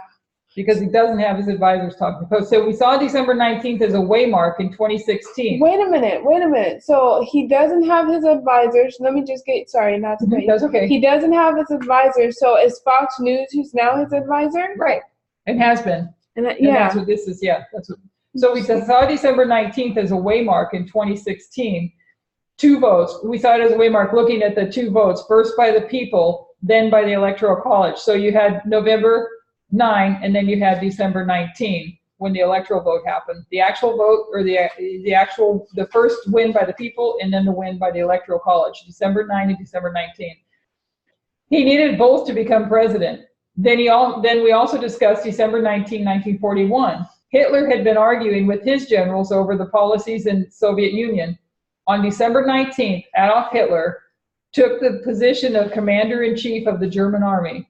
He didn't have the same plans as his generals, so he made himself their commander, where he composed the strategies, and his officers and generals had to take their orders direct from him. We go back into history. Go ahead. On one of the morning devotional studies, I found these documentaries that I put up. Hitler had a huge guy in charge of a news network that ended up backing him through everything, and Hitler also bought a newspaper to share his propaganda through. You said he gave it. Yeah, that was Joseph Goebbels, Goebbels or something like that. Goebbels. Yeah, something like that. So we go back into history, in the history of World War II, and we saw December 19th. Hitler was freed from the authority of his generals and took over all the decisions of the army. December 19th, 2018, the last of the experienced generals advising Donald Trump resigned, who tried to restrain his policy. As was reported on that day, Jim Mattis's resignation was the death nail or very end of restraint on Donald Trump. Now there's only Trump making those decisions. There's no restraint. And now he's his own national security advisor as well. So Fox star Sean Hannity is one of... When they worried about him pressing the red button, they had reason to worry about him pressing the red button. Amen. Fox star Sean Hannity is one of Donald Trump's fiercest defenders. Here's how he and the president became close. So we'll just kind of zip through these, and then we'll be done and break for lunch. I just pulled up the slides that were on that particular website. Fox News opinion host Sean Hannity was revealed on Monday to be one of the clients of Michael Cohen, the attorney of President Donald Trump, several news outlets reported. Monday's revelation wasn't the first time Trump and Hannity have been linked. The pair have been close for years, well before Trump announced his candidacy for president. In fact, Trump and Hannity have benefited from each other's platforms immensely. Hannity lent unwavering support to Trump when other news outlets were critical of him, while Trump's frequent appearances on Hannity's show boosted Hannity to some of the highest ratings in cable news. Look inside the relationship of Trump and Hannity to see what they first bonded over and how close they remain today. That's interesting. What did they remain close over? We're going to read some of these things. Okay. So before he was president, Trump was a frequent guest on Fox News. His friendship with Hannity seems to have formed around 2011, when Hannity gave Trump airtime to promote a conspiracy theory that President Barack Obama wasn't born in the United States. So he gave him a platform. Mm-hmm. A year later in 2012, Hannity revealed on his show that he advised Trump not to run in that year's presidential election as an independent candidate. Throughout Trump's 2016 presidential campaign, the candidate found a safe haven in Hannity's show, where he was shielded from the critical press coverage he received on other networks. And doesn't that just boost your ego even more? When you surround yourself with people that adore you and such, you know what I mean? Hannity was defended. You have to hear your critics. How can you really learn if you don't listen to your critics? That's true. Yeah, that's true. Hannity has defended it. I have to be careful when I say that because we're not going to go listen to the other stream. Hannity has defended a number of Trump's most controversial incidences. In both his boasts about being sexually aggressive with women and racially charged attacks against Mexican-American federal judge and NFL players who kneeled during the national anthem. Their relationship has become so close that Hannity is a de facto Trump advisor. In October, the Los Angeles Times reported that Trump often calls Hannity after the host's nightly show. In February, reports emerged that Hannity had advised Trump to release a controversial memo by Representative Devin Nunes that fueled conspiracy theories about the FBI FBI's Russia investigation, even though the FBI advised against releasing it, and neither Trump nor Hannity had read the memo. Hannity's unwavering support of Trump earned him higher viewership than any other cable news show for months, although he was recently surpassed by MSNBC's Rachel Maddow. Observers consider Hannity's relationship to a sitting president highly unorthodox. He's talking for 4 hours a day. He's got social media. He's empowered by his news status at Fox, this massive institution of Republican power, media history expert Nicole Hemmer told the New York Times. And that's why I remember back before the election at the rallies where Sean Hannity, everybody remember that? Sean Hannity was one of his rallies that became very controversial, that he's not supposed to be part of that. I don't remember if it's in this statement, maybe it is, where it talks about how Hannity makes a statement that it makes him more true and trustable, what have you, because he just goes ahead and instead of I can't think of the way to say it, instead of hiding his biases, he's open about what he believes. Hannity has made the most of his status in the Trump orbit, including appearances at Trump-owned golf courses like with local Republican politicians. Meanwhile, Trump frequently tweets about upcoming appearances on Hannity's evening show. Hannity told the New York Times his support for Trump makes him, this is it, more honest than mainstream reporters who hide their biases. Oh my goodness. He is And their close relationship is mutually beneficial. Hannity's a numbers guy. Trump's a numbers guy. He thinks there's nothing worse than bad numbers, and he knows Hannity's got his finger on the pulse. A friend of Hannity's told the Times. I think we're close to the end here. We just need to remember that all of this is Heraclea. We can mark it as the day December 19th, but we can also see it as progressive nature. The same way we would with Ipsos. We could see Ipsos if we were going to see those who fight in unison. We can begin that all the way back to 2014. Even though we can see Ipsos as a day, the election, or in history, it also is progressive in nature. We know it's Ipsos, Heraclea, Asculum, elephants, elephants, elephants. When we come to Raphia, it looks like this, because it is the same mode of warfare and the same nature. The conflicts are sanctions and spheres of influence, so it should give us some idea of what we need to be seeing. When we look at the news, we can observe what's prophetic from the noise. And that's the list of Heraclea that we covered in the last one. And I think that's probably it. Sorry, I kind of had to breeze through the last portion of it, but everybody has the slides so they can look at all that. But I do remember when it came out that he went to that rally, and a lot of controversy about him being at the rally because the news was supposed to report the news. I mean, I saw that a long time ago. I thought, what if I would be asking questions long before I even came in this message? I thought the news was just supposed to report the news.